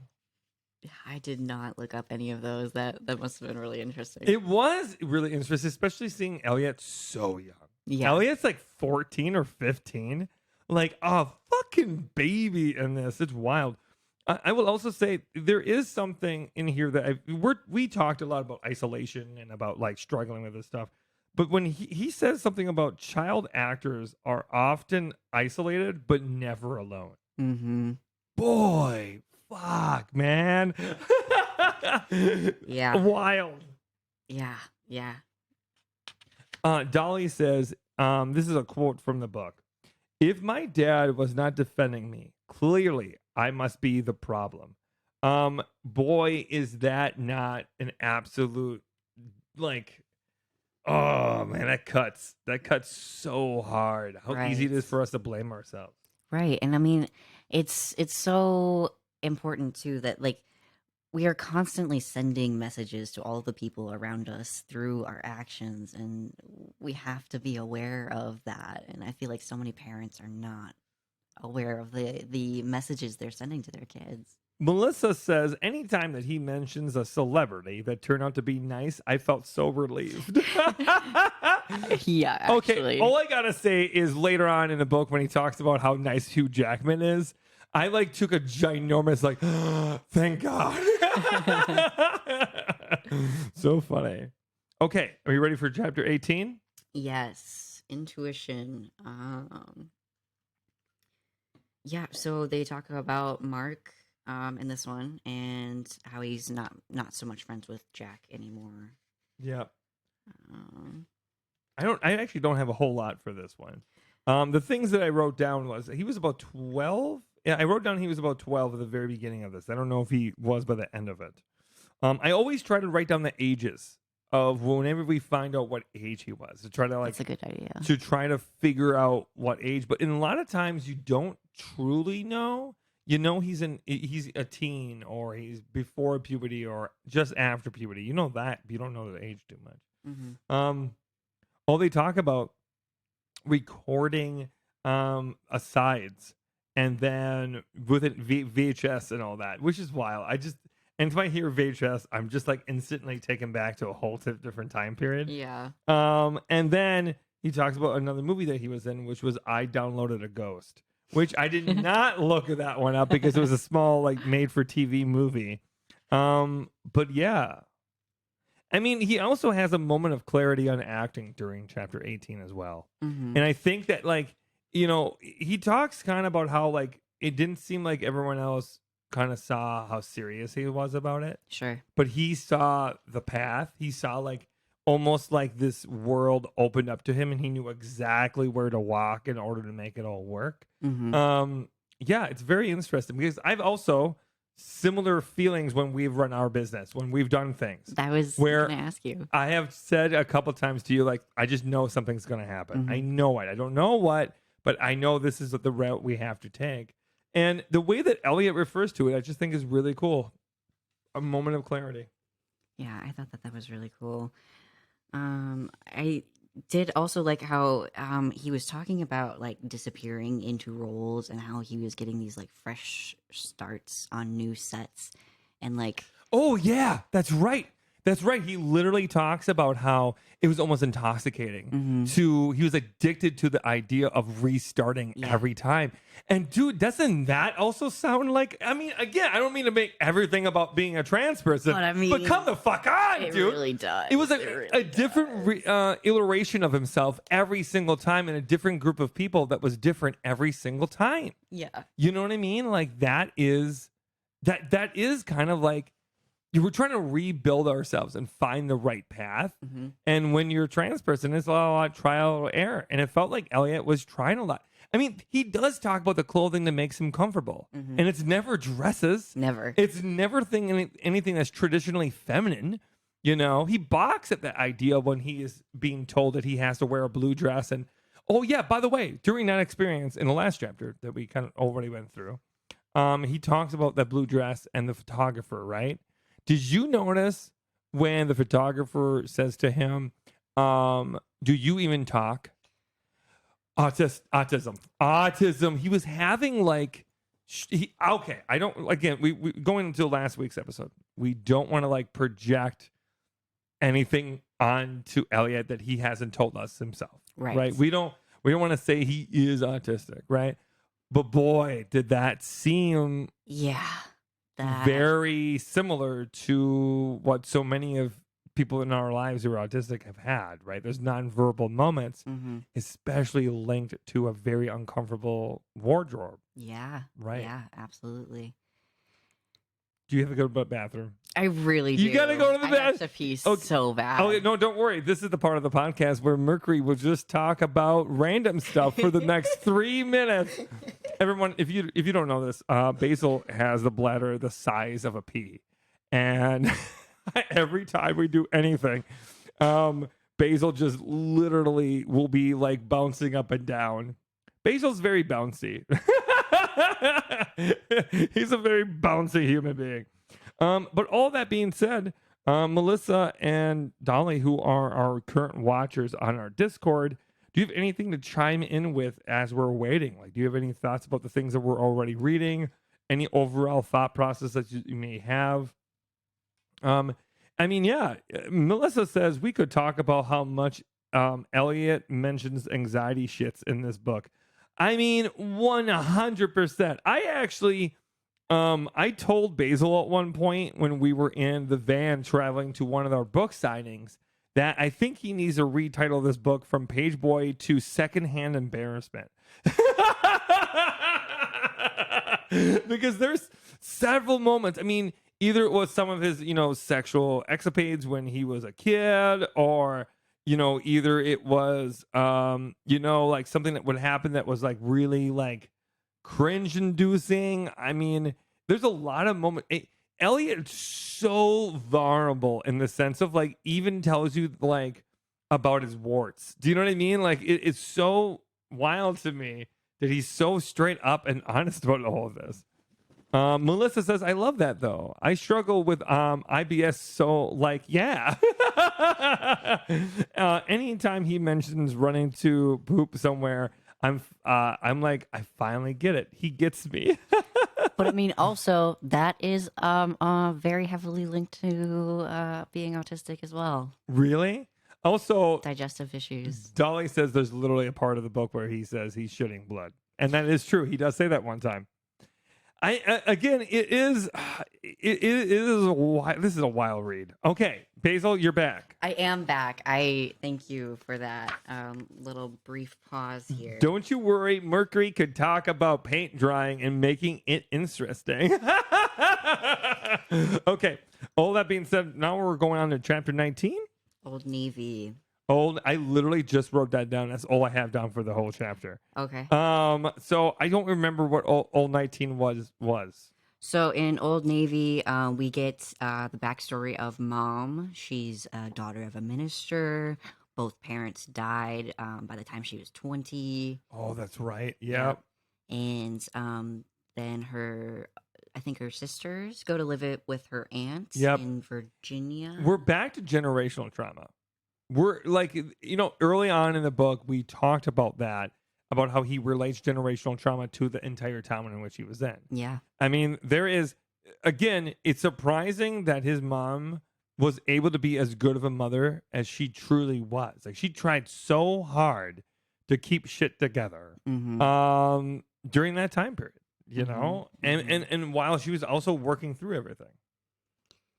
Yeah. And then when they're on these like trips to go visit the remaining family that she has, like I can only imagine like the kind of pressure that he must be feeling.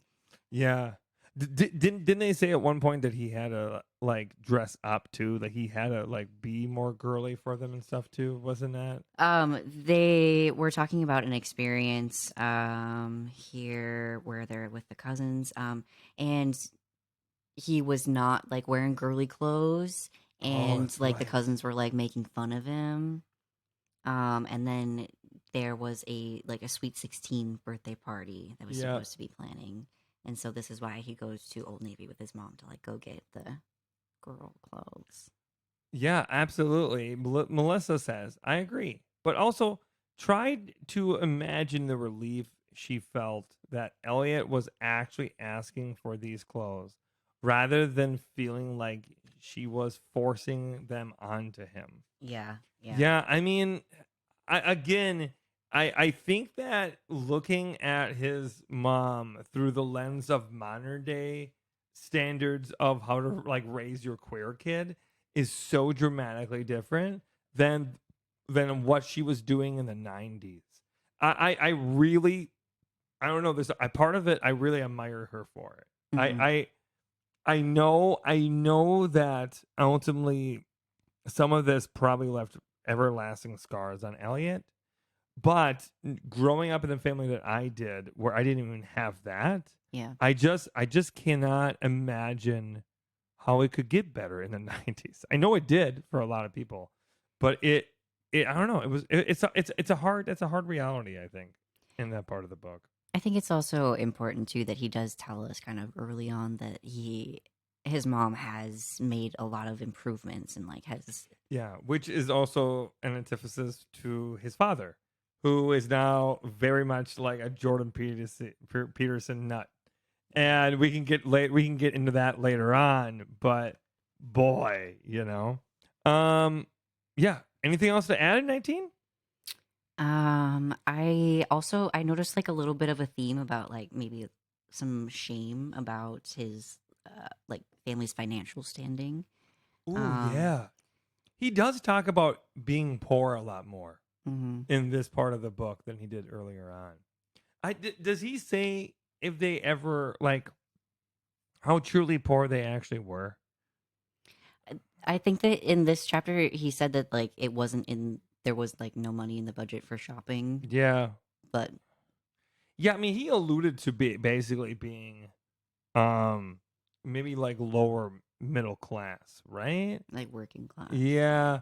Yeah, I mean, because yeah, I mean, and which I can also understand, especially during that time period, because I remember like I got one shoes for like 3 years, from like 9, 10, and 11, and I like they were oversized when I was 9, Mm-hmm. and they were just right when I was 10, and then they were too tight when I was 11, right? But you don't get rid of shoes until you're busting out of seams at that point when you're growing up. Yeah, you know? we only did thrift shopping. That was Yeah. yeah.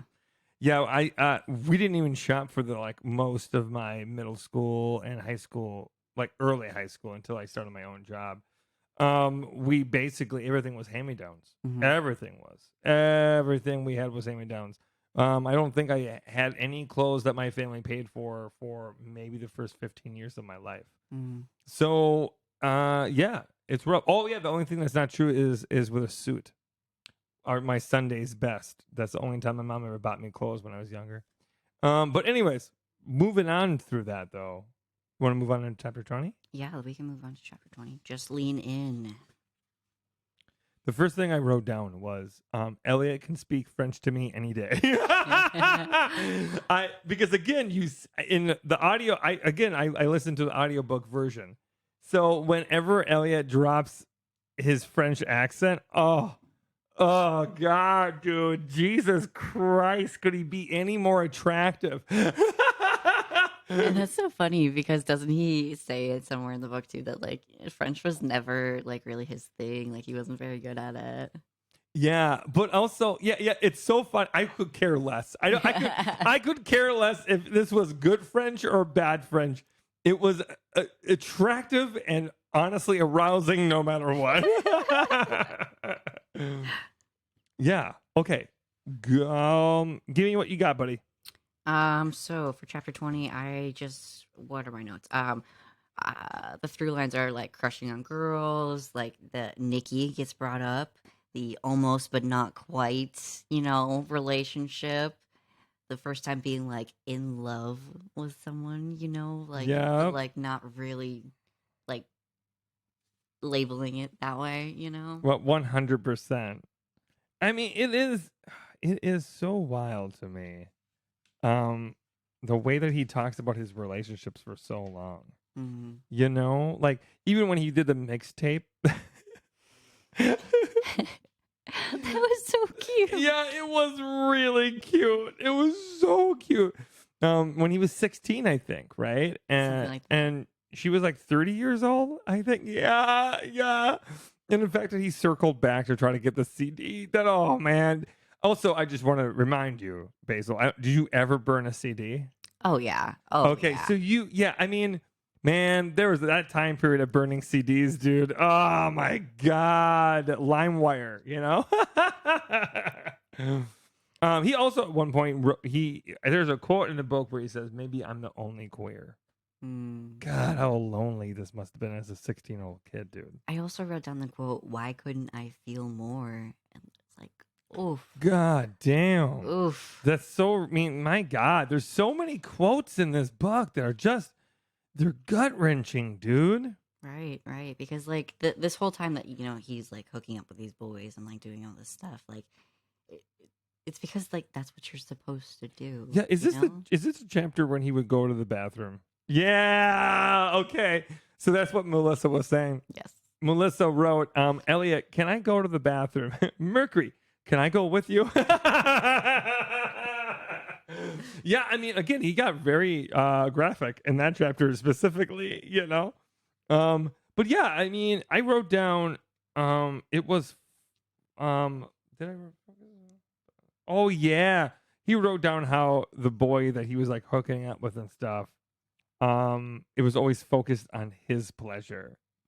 Yeah, there's just a lot of like little moments in here about that. Yeah, yeah. There is so many things in this book that are just so heavily relatable.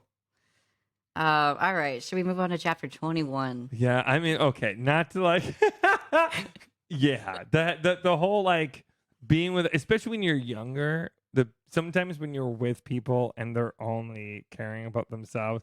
There was a time period where every boy I hooked up with, I always felt like, oh great, I have to be automatically the bottom, even though that's not the role in which Yeah. I'm comfortable with.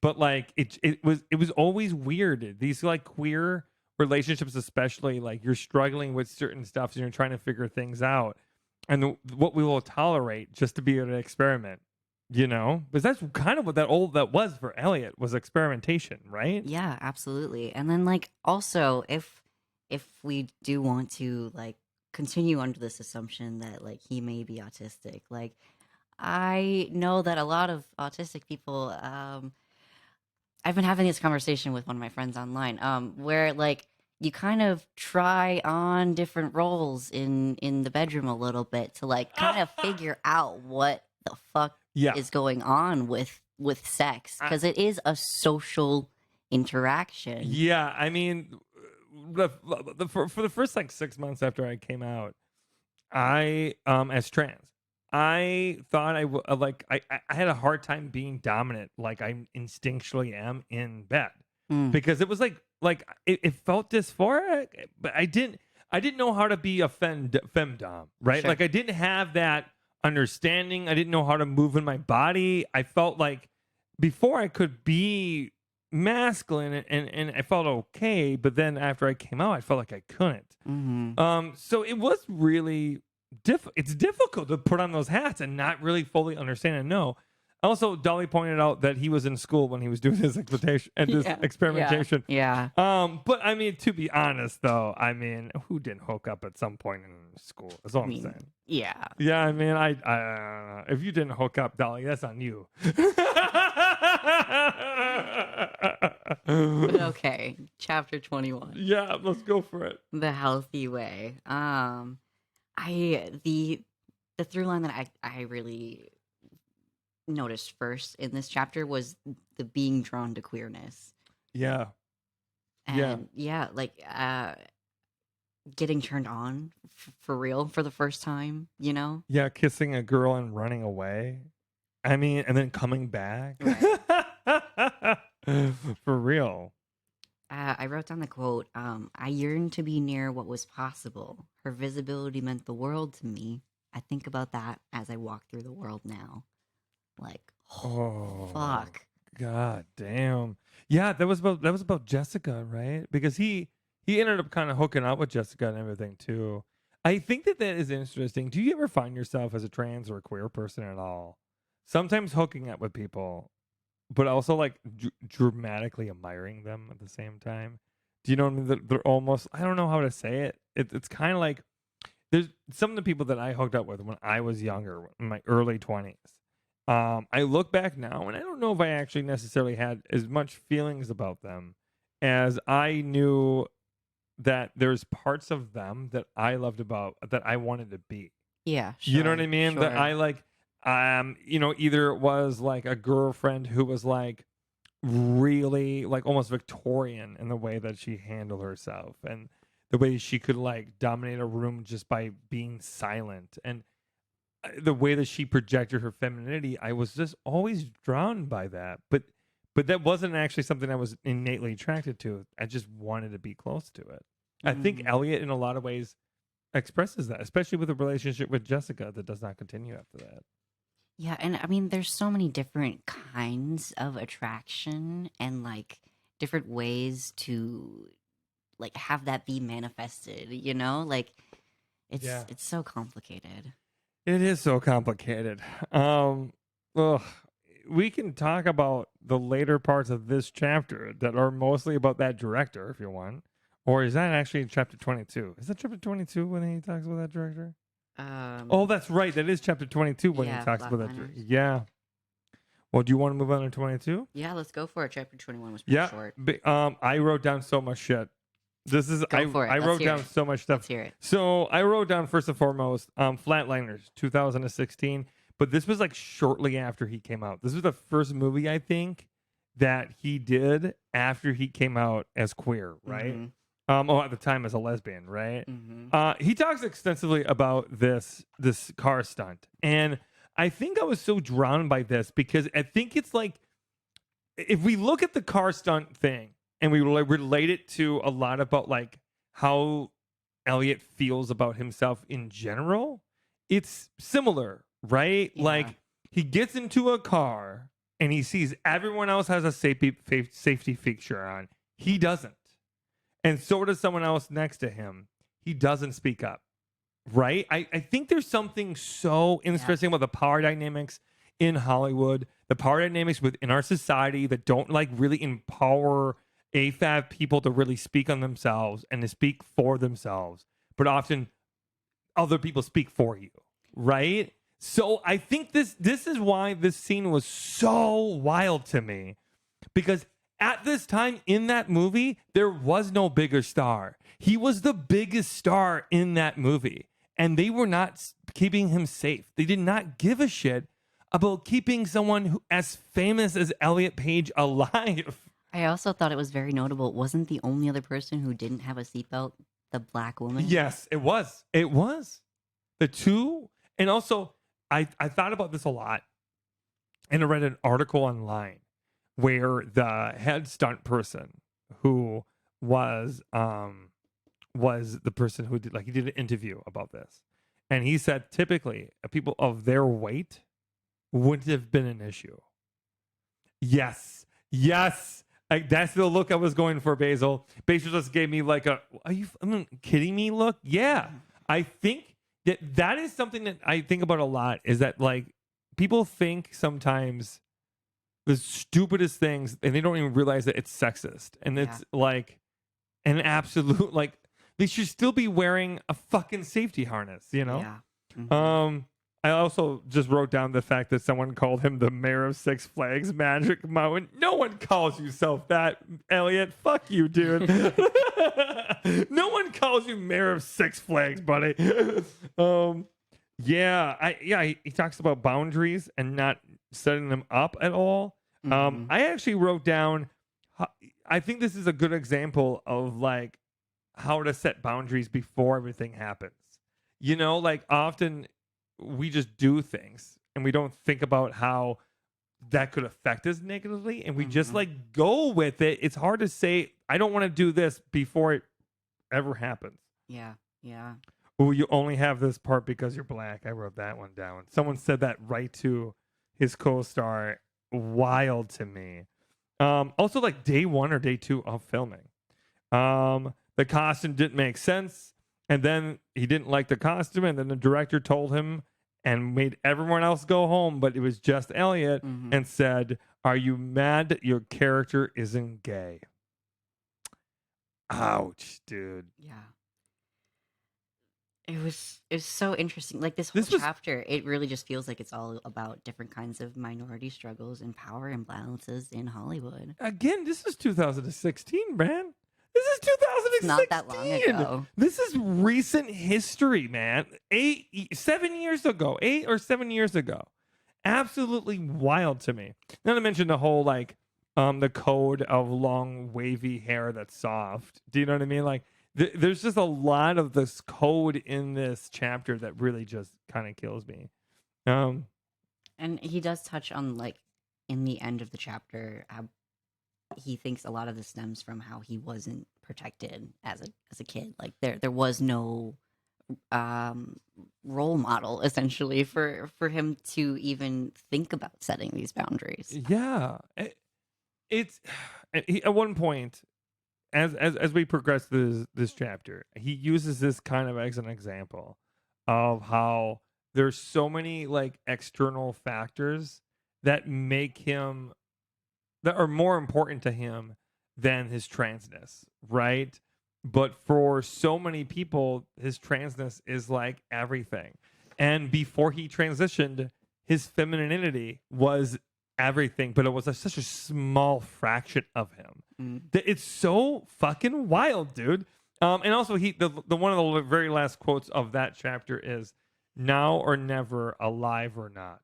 Mm-hmm. Oh yeah, that stood out to me too. Yeah, Yep. because this was the first part where you find out that holy shit. Well, going into chapter 23, you start really finding out. Holy shit! Around age 30 is when he was first having the thoughts, and he's 36 right now, and only came out when he was 34. Mhm. So like, there was years of him leading up to this. But that's the thing too, like I feel like this gets brought up a lot, especially with people who are very in the public eye and who come out as trans. And people think that like when they come out publicly, that's the first time they're coming out. Yeah, I wrote that one down as well. It's like the tip of the iceberg, right? Yeah. That's all Yeah. they see, but it has been years in the development. Yes. And then people will have the gall to say there was no signs. Mm-hmm. I talking don't about? know about that. Yeah, he also has a habit of invalidating his own experience. Mm-hmm. You know, he in chapter 23 especially, he kind of talks about that, and he asks the friend, do you think I'm trans? And his friend says, I could see that. Mm-hmm. And then he immediately invalidates himself because he doesn't think that he's enough of that. You know, he doesn't want to hurt trans people by it. And yeah, I wrote down chapter 23 goes hard. Yeah, it sure does. And like the title of it too, like is once you get to like the end and like you really fully can appreciate. I like to go when I finish a chapter, I like to go back and like read what the chapter name was. So like, Yeah, especially in this book. mhm. Especially in this book, because I feel like they're strategically chosen. Absolutely. Very much. It's like a Absolutely. track of a song. You know what I mean? Like Mhm. you write all the songs and then you go back to find the right tempo of each of those songs and then like, you know, make the title of it. And it really does feel like that's what happens with this book a lot. Melissa wrote down, I think cis people don't appreciate how much internal work has to go in for a trans person before they start telling people in their lives, especially trans people who come out as adults. Ooh. Mm-hmm. That is hard sauce, man. Ren, who just chimed in here, said, agreed with Melissa. And how many times some trans non-binary people start and stop the internal work, and how many delays there are before some of us come out to ourselves even. Yeah. And all that before a word is even spoken to others. Mm-hmm. 100%, Ren. Like, we start the work and then we stop the work. I know that happened to me. I mean, I got tied up with Blair White. You know, I got so hung up what Blair White thought about trans people that I thought, oh, there's no way that I fit her idea of what it is to be Sure. trans. Mm. So I might as well just, you know, think about this for 2 years, you know? It hadn't even like occurred to me that that could have been a possibility for me. There was like a lot of people who were like really surprised when I got my top surgery, but like I had been wanting to get a breast reduction since I was like 15, 16. Yeah. And then one day I was like, "Oh wait, I can just they don't have to actually be there at all. I can just get them off." But oh, See, but also that's wild to me that anyone would be like, "Oh, yeah, that's kind of like I didn't see that coming for Basil." Have you ever spoken to Basil? I mean, really? I don't know, dude. I don't know. Like, I can't. This is the thing I think is so interesting about trans people themselves. Can you imagine us if we weren't trans? Right? I can't. I cannot. Like, we have some of our best friends around us. A lot of people in our lives are trans mask or trans femme, and it's wild to me that some people are just so willing to overlook it and not necessarily understand and think that it just comes out of the blue. I just don't. It's an intricate part of you, but it's not something that I think about all the time. Yeah, this is also the part where he talks about how Hugh Jackman. Oh, no, yeah. We're going on chapter 24 now, aren't we? we can move on to chapter 24. Yep. Your heavenly daddy. Oh, fuck the airplane. That's right. Oh, fuck that priest dude. Yeah. Are we surprised? Is anyone surprised? No, of course we're not surprised by that. But it still sucks. Yeah. This was the longest chapter of the whole book. I think this is like 58 minutes in the actual. This was a very long chapter. Yeah. Yeah, but it was also one of the spiciest. One of the very first quotes I pulled from this chapter was, "It didn't really feel like a choice. There was no other option." He was discussing when he had decided to come out as a lesbian. At that time, he had felt like there was no other. He had to at that point. Yeah, like he didn't really have much of a choice. Mm-hmm. Then at the beginning of this chapter, he's also talking about the God Loves Uganda documentary. I don't know if you've seen that, but I've never actually seen it. I don't think I've seen the whole. I've seen like bits and pieces. Yeah, I mean, I guess I don't know a whole lot about it to be able to give like more of a actual thing. I know all I know is what he said in the book about it. I think I might remember hearing that at the time period, but I don't know if I actually know much more than that. I thought it was very telling. In this chapter, it seems like he's using like other people's pain to kind of like shame himself and like to kind of. Yeah, I mean, that is interesting, especially in a chapter that's called Your Heavenly Daddy, that he almost like commits like this, like he abuses himself to redeem himself in some ways. I don't know. It is interesting how much he beats himself up in general. Yeah. Like he is, I don't know. Do you think, like, if we spoke to Elliot right now, do you think that Elliot is a confident human being? Or do you think he is like a deeply emotionally scarred, insecure human? I think he's probably much more confident now. Yeah, I got that feeling towards the end of the book. But I don't know. I find that fascinating from a public persona, ideology, right? Like he is in front of people all the time, and he can't even be in the plane without two strangers confronting him about his queerness. I mean, my fucking God, like I guess I would also be jittery. I would also be full of anxiety. I am. I'm constantly worried all the time. I was already intricately full of anxiety before, but now post even a small fraction of fame, I feel very, very self-conscious constantly. So I guess I can get that. But I was wondering how much you would relate to some of that part of his story. I'm trying really hard not to like talk about myself a lot here. That's why I'm like trying to hold back. But there is a lot in this part of the book and this part of the chapters where it's like, yeah, man, it feels like what I'm going through right now. I guess I'll just say that like I am a deeply insecure person. And reading this is somewhat cathartic to listen to someone as successful as Elliot. Sure. And also, I do think even though he's insecure about a lot of things, he's also like, he's driven as fuck. Mm-hmm. He won't let shit stop him when he wants to do stuff. You don't get where he is in his career if you don't just put the pedal to the metal. You know what I mean? Like, it's pretty impressive. He's able to do all that. Another quote that I had pulled from this chapter was, "After I came out, shockingly enough, the world did not end and my life improved. And now I had that as a reference in my chest pocket." Oh. And this was, again, in reference to when he came out as a lesbian.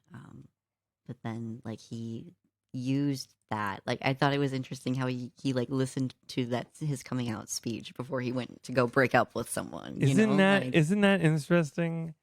Do you think that in some ways he needed to hype himself up to? Yeah, Mm-hmm. it is. Yeah, that is a fascinating moment. He also talks a lot about how different it was for him to come out as a lesbian and how different it was to come out before, as a trans person. There's also a moment where when he's traveling with Kate Mara, he'll talk about that in the next chapter, I think. But like when he's traveling with Kate, even or Kat rather, sorry, right? Is it Kat or Kate? It's Kate. It is Kate. I was right. When he's traveling with Kate, even, he talks about how like before it was all like, oh no, are they hooking up? Oh God, are they hooking up? And now it's just different. It's like the way that they talk about Elliot and his sexuality. It's like they don't care anymore. It's like the cat's out of the bag. They know that Elliot's a lesbian. Okay, cool, whatever. And they, you know what I mean? Like It's very interesting how the paparazzi just got done with him and didn't give a shit anymore after he took empowerment of himself. Very interesting. I thought it was very funny how he was talking about how his first out date and how it was like 24 hours and like how that is the most queer shit, dude. It cracks me up. Again, Elliot's story is so universally gay. It's fucking nuts, dude. Yeah. Like I don't know. You think someone like Elliot would have like so many stories and so many incidents, but are just really hard to relate to because he's such a humongously famous person, right? But like, no, dude, he's still like a U-Haul lesbian man. he is 100%. We had our first date was 24 hours, and we moved in the next day. Right? Yeah. Kind of shit. That's wild, dude.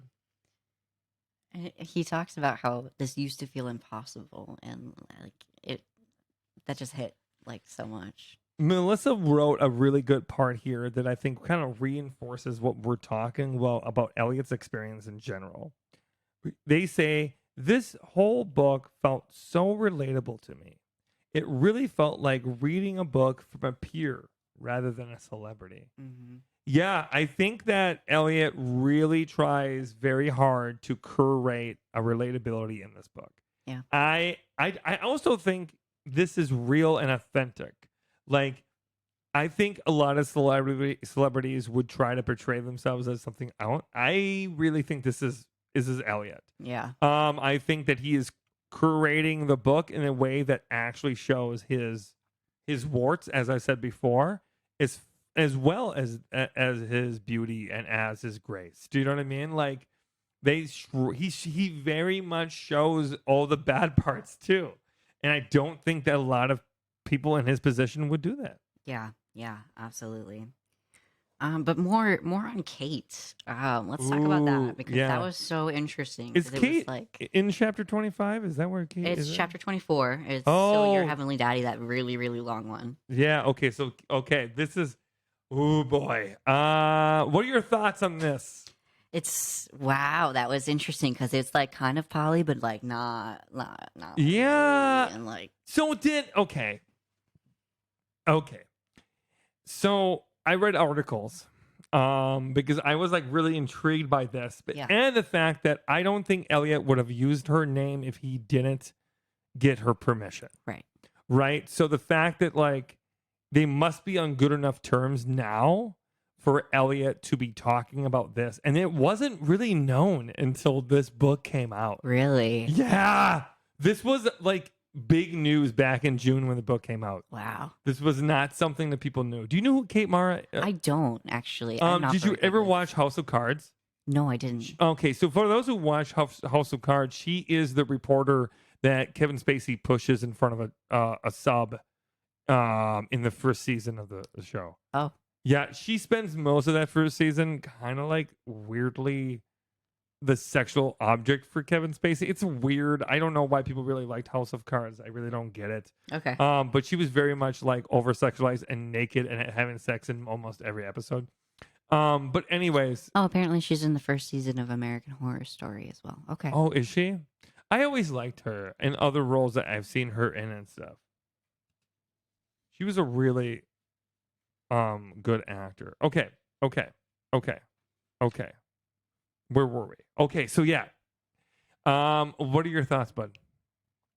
I just felt like his entire relationship with Kate was just like a continuing of his like reaching for the unattainable, you know, and Yeah. So did Kate's boyfriend or husband rather, did he know it all? it seemed like It did, right? yeah. It didn't seem like this was like ethical non-monogamy to some extent, right? Because at one point, wasn't Kate gonna go to LA or something with Elliot, just the two of them, for a movie or something? And then the boyfriend dash husband, because I think they got married shortly after this, then went together, and Elliot was like bummed out by that, right? Yeah. So I do agree with Melissa here. I do think that it sounded more like an open relationship or like a hierarchical I don't know if polyamory. I don't know if I kind of vibe. fully caught that, man.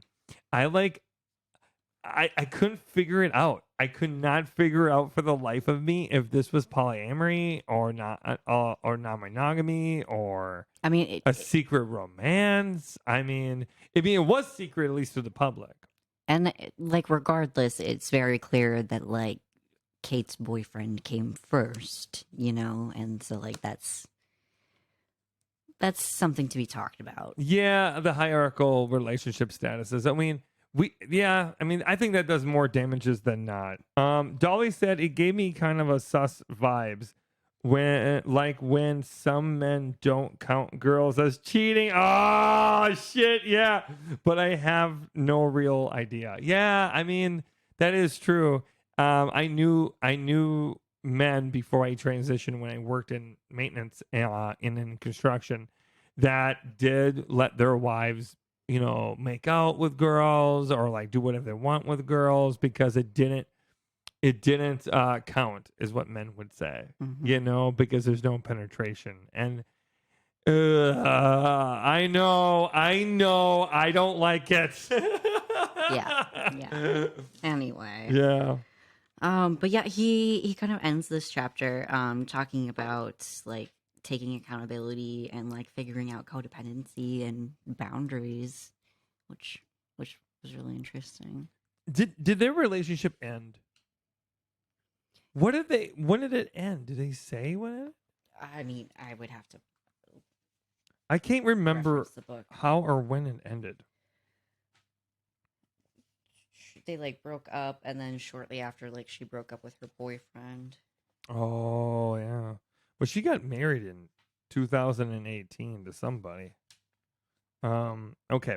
Anyway, Yeah. Sorry. We're trying to become sleuths for the celebrity people in Hollywood. Okay. All right. Moving on to chapter 25. yes, choosing family. Ooh, yeah. Yeah. I wrote down right away. His dad was emotionally manipulative. Yeah. Yeah, and like anytime that he is trying to voice his needs, he's kind of like shut down and like shamed, essentially. Yeah. The chapter 25 is basically all about him telling his dad that he's trans, that trying to make one last attempt to connect with his father. he writes the heartbreaking line that I had to stop the audiobook because it hit me a little too hard. More people stop to defend cruelty than trans people themselves. Oof. Yeah. Yeah. I mean that really, I mean the truth of that statement is real, but I think sometimes, for me at least, buddy, I really try not to think about it. I really try not to think about how quick people are to defend cruelty against us. But it Elliot got it in a way that, I mean, my God, I mean, he got literally blasted Yeah. by turfs and transphobia, and I mean so much. I mean, I forgot about the Jordan Peterson thing until this book. I forgot that Jordan Peterson literally got banned from Twitter because of the bullshit. This is back when Twitter was actually somewhat functional, before Elon Musk fucked it up. But like, it is wild to me that so many people, even Jordan Peterson, who's no friend to feminism, by the way. I do not understand why TERFs and Jordan Peterson get along. It makes no fucking sense to me. But when Jordan Peterson comes back and says, we'll see who cancels who, and his dad liked that goddamn video, that is Fucked up. That is so That's fucked up. Because, like, again, you and I know what it's like to really be on the internet, and we know what it's like to be somewhat public figures, and we know what it's like to be in that space to just even a small degree. If my father participated in my own bullying,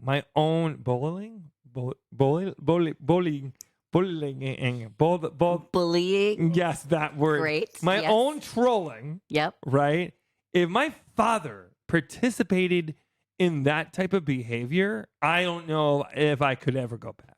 Yeah. My father doesn't know how to turn on a computer, and I'm not joking about that. So, like, I'm not concerned about it, you know? But, like, that is fucked up, man. That is fucked up. I cannot get over that his dad did that. And they don't really have any contact now, do they? No, yeah. He talks in one of the upcoming chapters here about how he got contact with his dad. Yeah, Melissa described it as a total betrayal, and I would tell you that I guess it would only be a betrayal if Elliot didn't see it coming, Mm. and I feel like Elliot did. I honestly, I feel like Elliot truly. I mean, he's tried confronting his dad about Linda. He tried confronting his dad about the problems in which was created by his lack of actual parenting. And his dad didn't listen. I really think Elliot saw the writing on the wall. Yeah. Yeah. Okay. And like I also just want to go back to like when he was a child just for a brief second here, because like talk about like he was getting this emotional manipulation from both of his parents, right? And Yeah. also he had no vocabulary or tools to deal with this, and was still managing their emotions, you know? Yeah.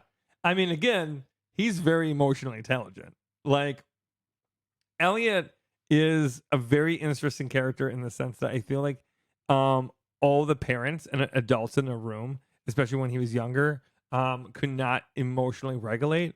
Meanwhile, he was. Yeah. He was constantly emotionally regulating. Mm-hmm. For his own survival, I think. Yes. Yeah.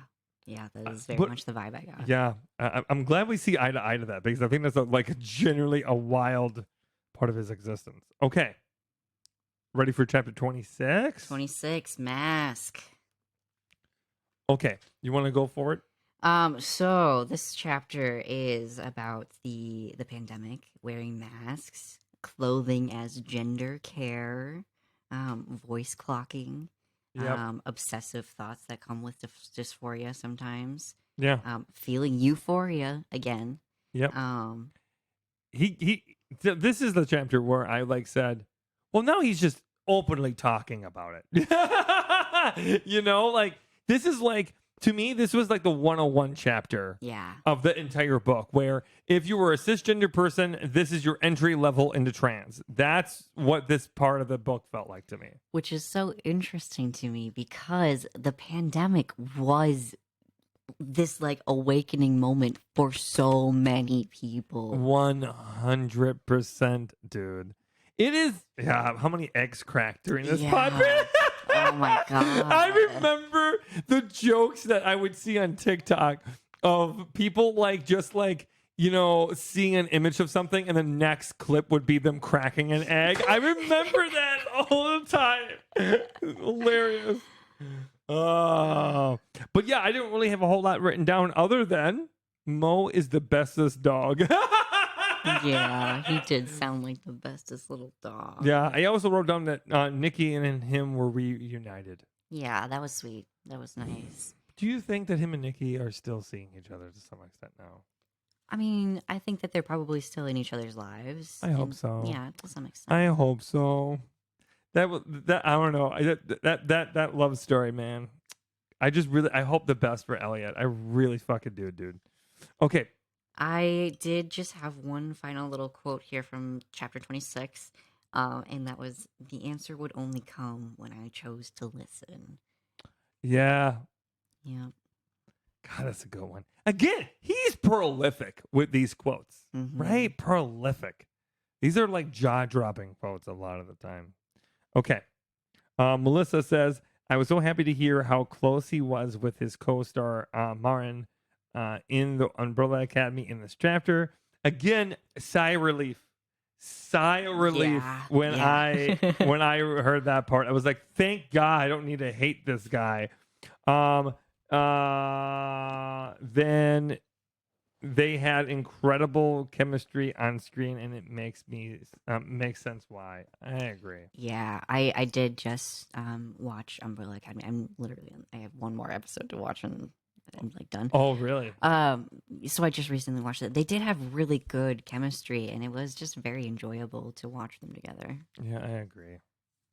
But again, Elliot's just a talented goddamn actor, dude. Yeah, that's Just a very true. fucking wildly crazy talented actor. Again, not to like humber about it, but in Umbrella Academy, he's also one of the most talented actors in that show.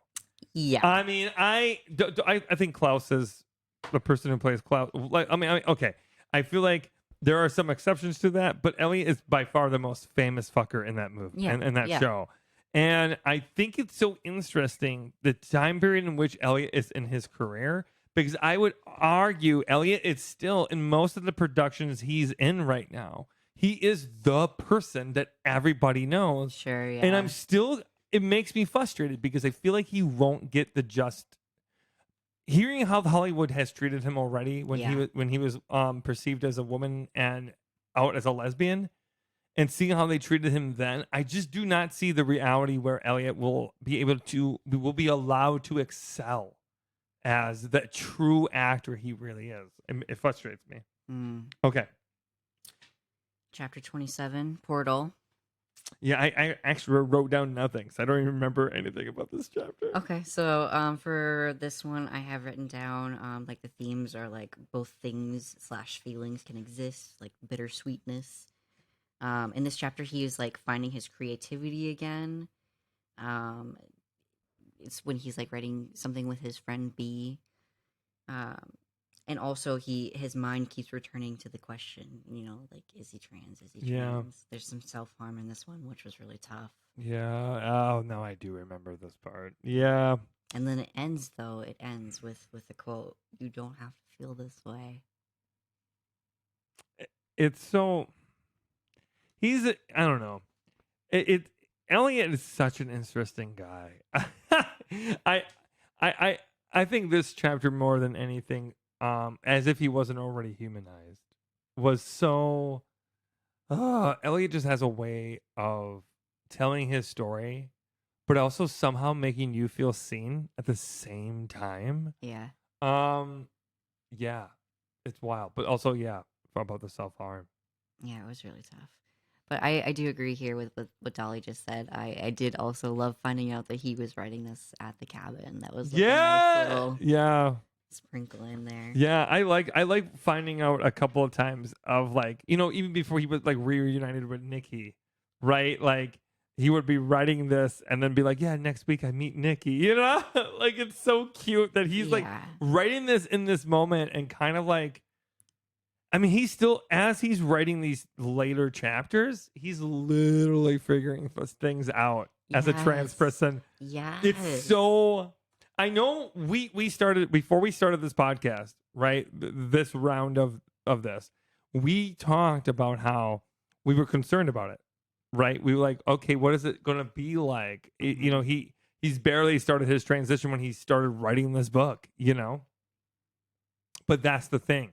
He's able to convey it in a way that is so universally true, but he's so aware of his own privilege and his own stuff. He literally talks about equability in the next chapter. Are you fucking kidding me? This is a person who's 2 years into his transition and he knows more about the trans experience and trans people around him than some people who are being transitioned for 15 fucking years. It's wild. It's absolutely wild to me. That was something else that I had mentioned to Danny today. They were asking me like what my opinion of the book was, and I said that like it was very clear that Elliot is very well educated on like queer liberation, queer history, like queer theory in general. That made me feel like he's earned this title of an ambassador for the trans.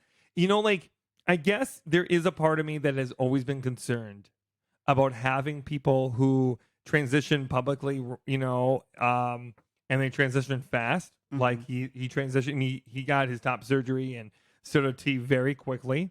And I think that sometimes I'm concerned about them not really being connected to the trans community in the same way like I like to say grassroots careers, like you and I, like there is. You and I have a lot more experience with like poverty and a lot more as adults. And you and I have a lot more experience when it comes to like sexual liberation as well, right? Publicly and financially and all that stuff, right? That those are those very intrinsically queer experiences that are linked to survival. Yes. And it can be hard for me to then look at someone who's very wealthy, very privileged, and be like, yeah, that person should be an ambassador for our community, right? He feels like the OG. He feels like the real deal. He feels like he honestly cares about making the community stronger and caring about us and listening to us. Yeah, absolutely. So chapter 28. This one was, I feel like I had goosebumps reading this chapter. Yeah. Like the whole time. Yeah. I love how he very clearly says like there was no second thoughts, no regrets. Yep. The quote I wrote down was, "My whole body took a deep breath." Uh-huh. Like when he talks about the top surgery and the drains and everything. Yeah, dude. Man. This chapter is 27 chapters in the making. Yeah. This chapter is like the reason why this book got so popular, right? Like people wanted to hear this part. Yeah. And he really knows what he has here. He knows what people are into this for. He knows what like people want to hear. So he uses so much of it, 27 chapters, to then support this feeling of there isn't a moment prior to this where he felt like himself. Yeah. And in chapter 28, he finally gets introduced to himself. Pretty much, yeah. I mean, that's some heavy shit, dude. Yeah. And I love that like anyone who was going into this book to like get these little like juicy details or whatever, they have to read through all of that other stuff, and then right alongside the details of all of his transition, he's talking about access to care and like accessibility, how life-saving this stuff is. Yeah, I mean, he buries information within these juicy bits. Yeah. And there is no way to extract those juicy bits, as you call them, without hearing true trans experience talk, right? Like he really, my God, it's just so. I mean, Trip of 28 to me really just drove home to this point that this book was a masterpiece in a lot of ways. Mm. And I am a little sour on the idea that people aren't giving this book the way. I read more reviews today, and I am sour on this idea that this was a mediocre book. I would argue this book is one of the best books I have ever read. I agree with you. I think this was a very important book at an important time, and it was well written, like legitimately very well written. Extremely well written, but also the pacing, dude. Yeah. Mm-hmm. The pacing of this fucking book is wildly good because there's moments where he moves a little slow on purpose, right? He spends a lot of time on ages like 14 to 20, right? Mhm. He doesn't spend a whole lot of time in that like 25 to 30, right? But he spends probably a meat of this entire book on 15 and 20. What happens during those time periods? Intense trauma, intense ridicule, intense projection from people around him, Mm-hmm. right? Like he is constantly he has to reinvert into himself in order to survive these time periods in his goddamn life. Right. And then people have the audacity to question why there was no signs before. Are you fucking kidding me? I just cannot get over that, man. Yeah. Yeah. And he also in this chapter discusses, the infantilization, which is so. It is something that is a little bit more unique to the trans masc experience than the trans femme experience. Yeah. And like trans masc people get infantilized a lot, like because a lot of us look like 12-year-old boys. Yeah, there is definitely like an anime boy thing that happens. ZZ and I have talked about this a lot about how like especially early in transitions where there is like this there's something that especially for like trans mass people who are leaning more towards the masculinity, like doing like trying to go more passing in a lot of ways. Sure. But like in that way there's a moment in time at like 4 or 5 months in where I think people get real weird about trans mass people, and it's like okay, I'm going to say something that might sound terrible, okay? But again, this is what I've heard on the TikTok, okay? Yeah. I think that people sometimes do this thing where it's all of the parts they were indoctrinated to like about women, but then the masculine parts that they find attractive in men, right? And I think that it is very telling in how people respond to those things. Yeah. Yeah. Yeah. Mm-hmm. Yeah. But you're 100% right.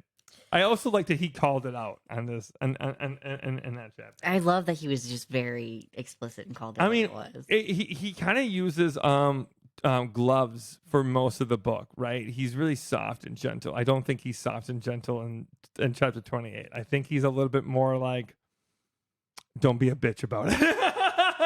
And like I love that he ends this chapter with let me just exist with you, happier than ever. Yeah. Oh, fuck yeah. I know. Yes, I know. So that good. quote, man, can be a tattoo that gets put on me, dude. Dude, man. Yeah, I'm just in awe of Elliot, I think, after this book. Okay, now that do we want to talk about the acknowledgments or anything? Do we want to talk about they're chapter 29? Oh, we're gonna shit. forget Peaches. Oh no, we can't forget How Peaches. can you forget Peaches? Peaches went by so fast that I forgot Peaches was actually the That's last valid. chapter. But I mean, it's just because that last chapter is just really to drive home the importance of queer representation. Yeah, 100%. Because yes, 100%. It's so funny because to me, 28 literally is the end of the book, but 29 does wrap it all up tight. It's like the epilogue. Yeah. Yeah, but go on, buddy. It's just, it's 29 is literally just about queer representation, radical self acceptance, spaces to celebrate and queer joy, which I mean, like, I feel like the reason why we connect with this book so much is because that is literally our platform, Yeah. you know? Yeah. Again, you and I have talked about this before, but Vern Cox has talked about there need to be more trans joy. Yes. Elliot Page talks about we need more trans joy. Yes. And here we are. Our entire platform is built off of trans joy. I mean, I laugh in most of my videos. I make a point to laugh in most of my videos. And what we try to do is talk about the happiness within this, and also look at the gender affirming care stuff that we've done. It's all about trans joy and trans experiences. Yes. Okay, Melissa kind of brings us back to kind of the infantilization of Elliot, and I think that this is a really important part too because of the verbiage in which Elliot uses. The fact that Elliot spends 27 chapters before this chapter being so raunchy that the idea that anyone calls him adorable is just laughable. Yeah. I agree. I mean, he's a fucking horn dog, dude. He is a man. Yeah, he is a man. He is a man. 100%. 100%, dude.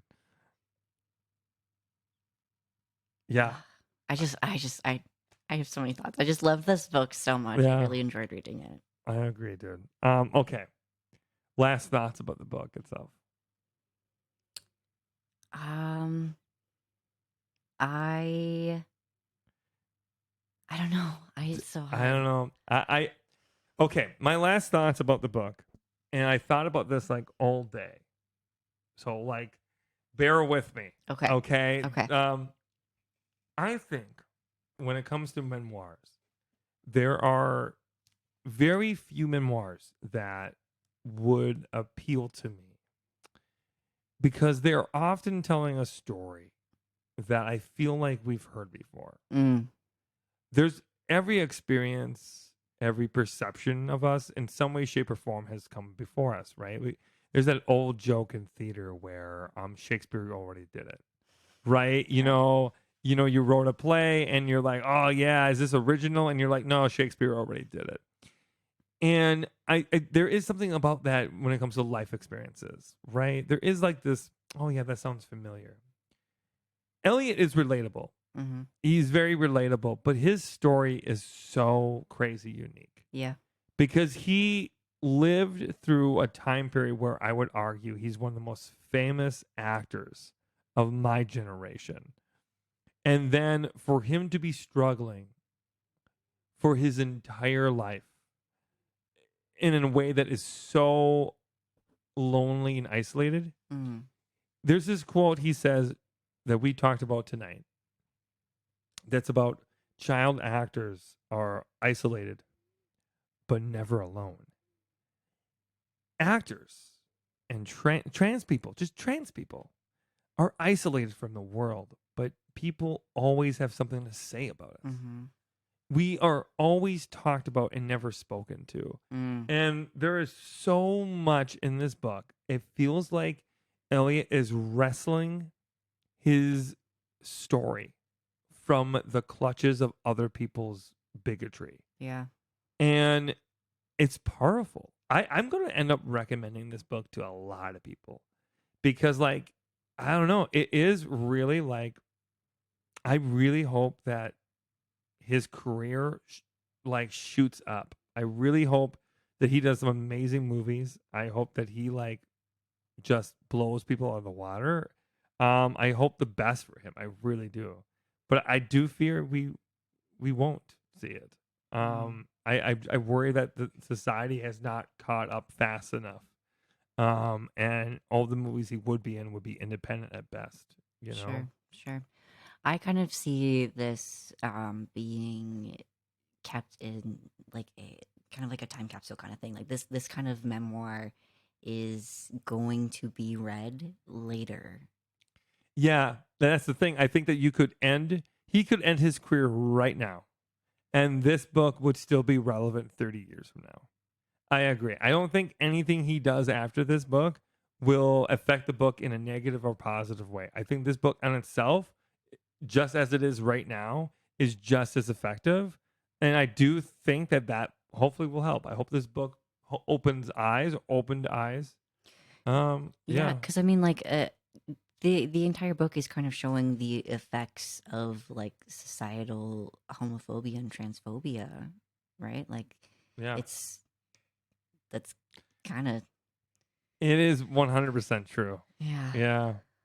Yeah, because he really goes hard in the book in so many ways. Yeah, I don't know. I don't have much more to say than that.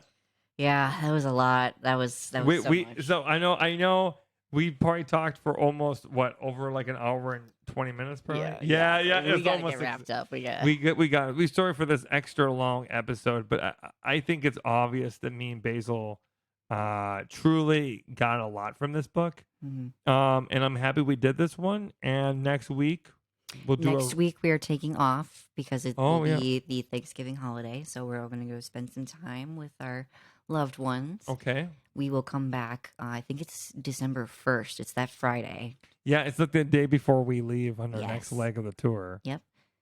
Do we read he, she, they then or after we? We are going to do our little pre-read discussion. Yeah. And So- then if we have any final thoughts about Pageboy too, those might come up. I think what I'll do for the next one is I will get a whole bunch of reviews and we'll talk about the reviews. Oh, and that's stuff. fun. Yeah, because I would be interested to see what other people really say and then kind of dissect the reviews a little bit. Yeah, that'll be fun. But anyways, that being said, thank you everyone who's tuned in. Thank you for everyone who's participated on our Discord. Thank you to Basil for doing this. I love this. I would not have read this book without, doing this, and I'm really happy I did. Yeah, me too. Thanks, buddy. All right, friends, let's go all get snug as a bug in a rug and go read another book. Okay, bye everybody. Take care. Bye. Wow, you made it through the entire 3-hour marathon of this show. Way to go.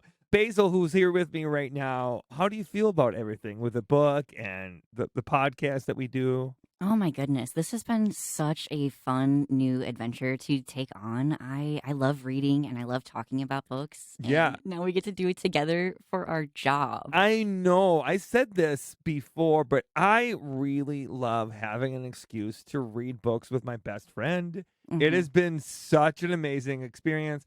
And both, as you heard, me and Basil have very different ways to approach things, but we also have very much of the same mentality about things. And I think that's a really fun comparison a lot. I just love talking about it. And every week I get like giddy that we get to talk about it. Even if I'm not like really enjoying a book, I'm happy that I can get to shit talk a book with Basil. It's so much fun. And everyone that's following along on the Discord channel, it is so cool to get to interact with people and like get their real time like thoughts as we're doing the episodes. It's a lot of fun. I think Basil Book Bugs have been one of my favorite experiences. It's like a little bit more of a low-key podcast. And if you want to listen to it, you absolutely can on our Patreon and on our Discord. And supporting us that way can really help us a lot. It gives us more security, especially in the time that we live in. And security is hard to go by. I'm so glad that you said that, Mercury, because we haven't officially said it, but we are going to be continuing book club next year. Yes. Me and Mercury are each going to pick out 6 books, and we're going to announce those soon. Yep. We're super excited to get to read these with you. Yeah, and a lot of the authors we're going to bring are trans, but not every single book is going to be trans related or done by a trans author. It's going to be a variety of things that me and Basil both enjoy. And I'm going to introduce Basil to some of my favorite books, and Basil's going to introduce me to some of their favorite books. So I think it's going to be a fun time. Yeah, I'm really looking forward to it. Oh, it's so good. Okay, we'll see you in 2024, everybody. Bye-bye. Bye. The theme song was created by Rhodey Walker. Questions were picked up by our production assistant, Ziggy. A big thank you to our executive producer, Basil. And this podcast was recorded and edited by Matthew Allen Haig. Thank you for listening. See you next time. If you enjoyed this episode, please help us keep the pirate ship alive by supporting our sponsors, the wonderful iFixit. They fight for your right to repair and mix really cool tools in the process. If you need to fix your phone, laptop, or even a vacuum, iFixit has thousands of parts, tools, and free guides to make your life a little bit easier. If you enjoyed this episode of the Handyman Hotline, you can listen to an even longer version by supporting us on Patreon. If you support us on Patreon, $10 or more, you'll be able to get an extra long 30 to 45 minute section every single week. Isn't that amazing? More of me and Maggie. Wow!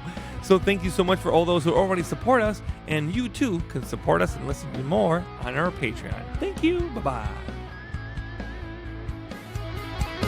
So grab your hammer and nails and paint your nails if you want to. You're worth the time it takes to be you. She'll teach you how to fix your house, how to fix it by yourself. The trans handyman, Mercury Stardust. Please hang up and try your call again.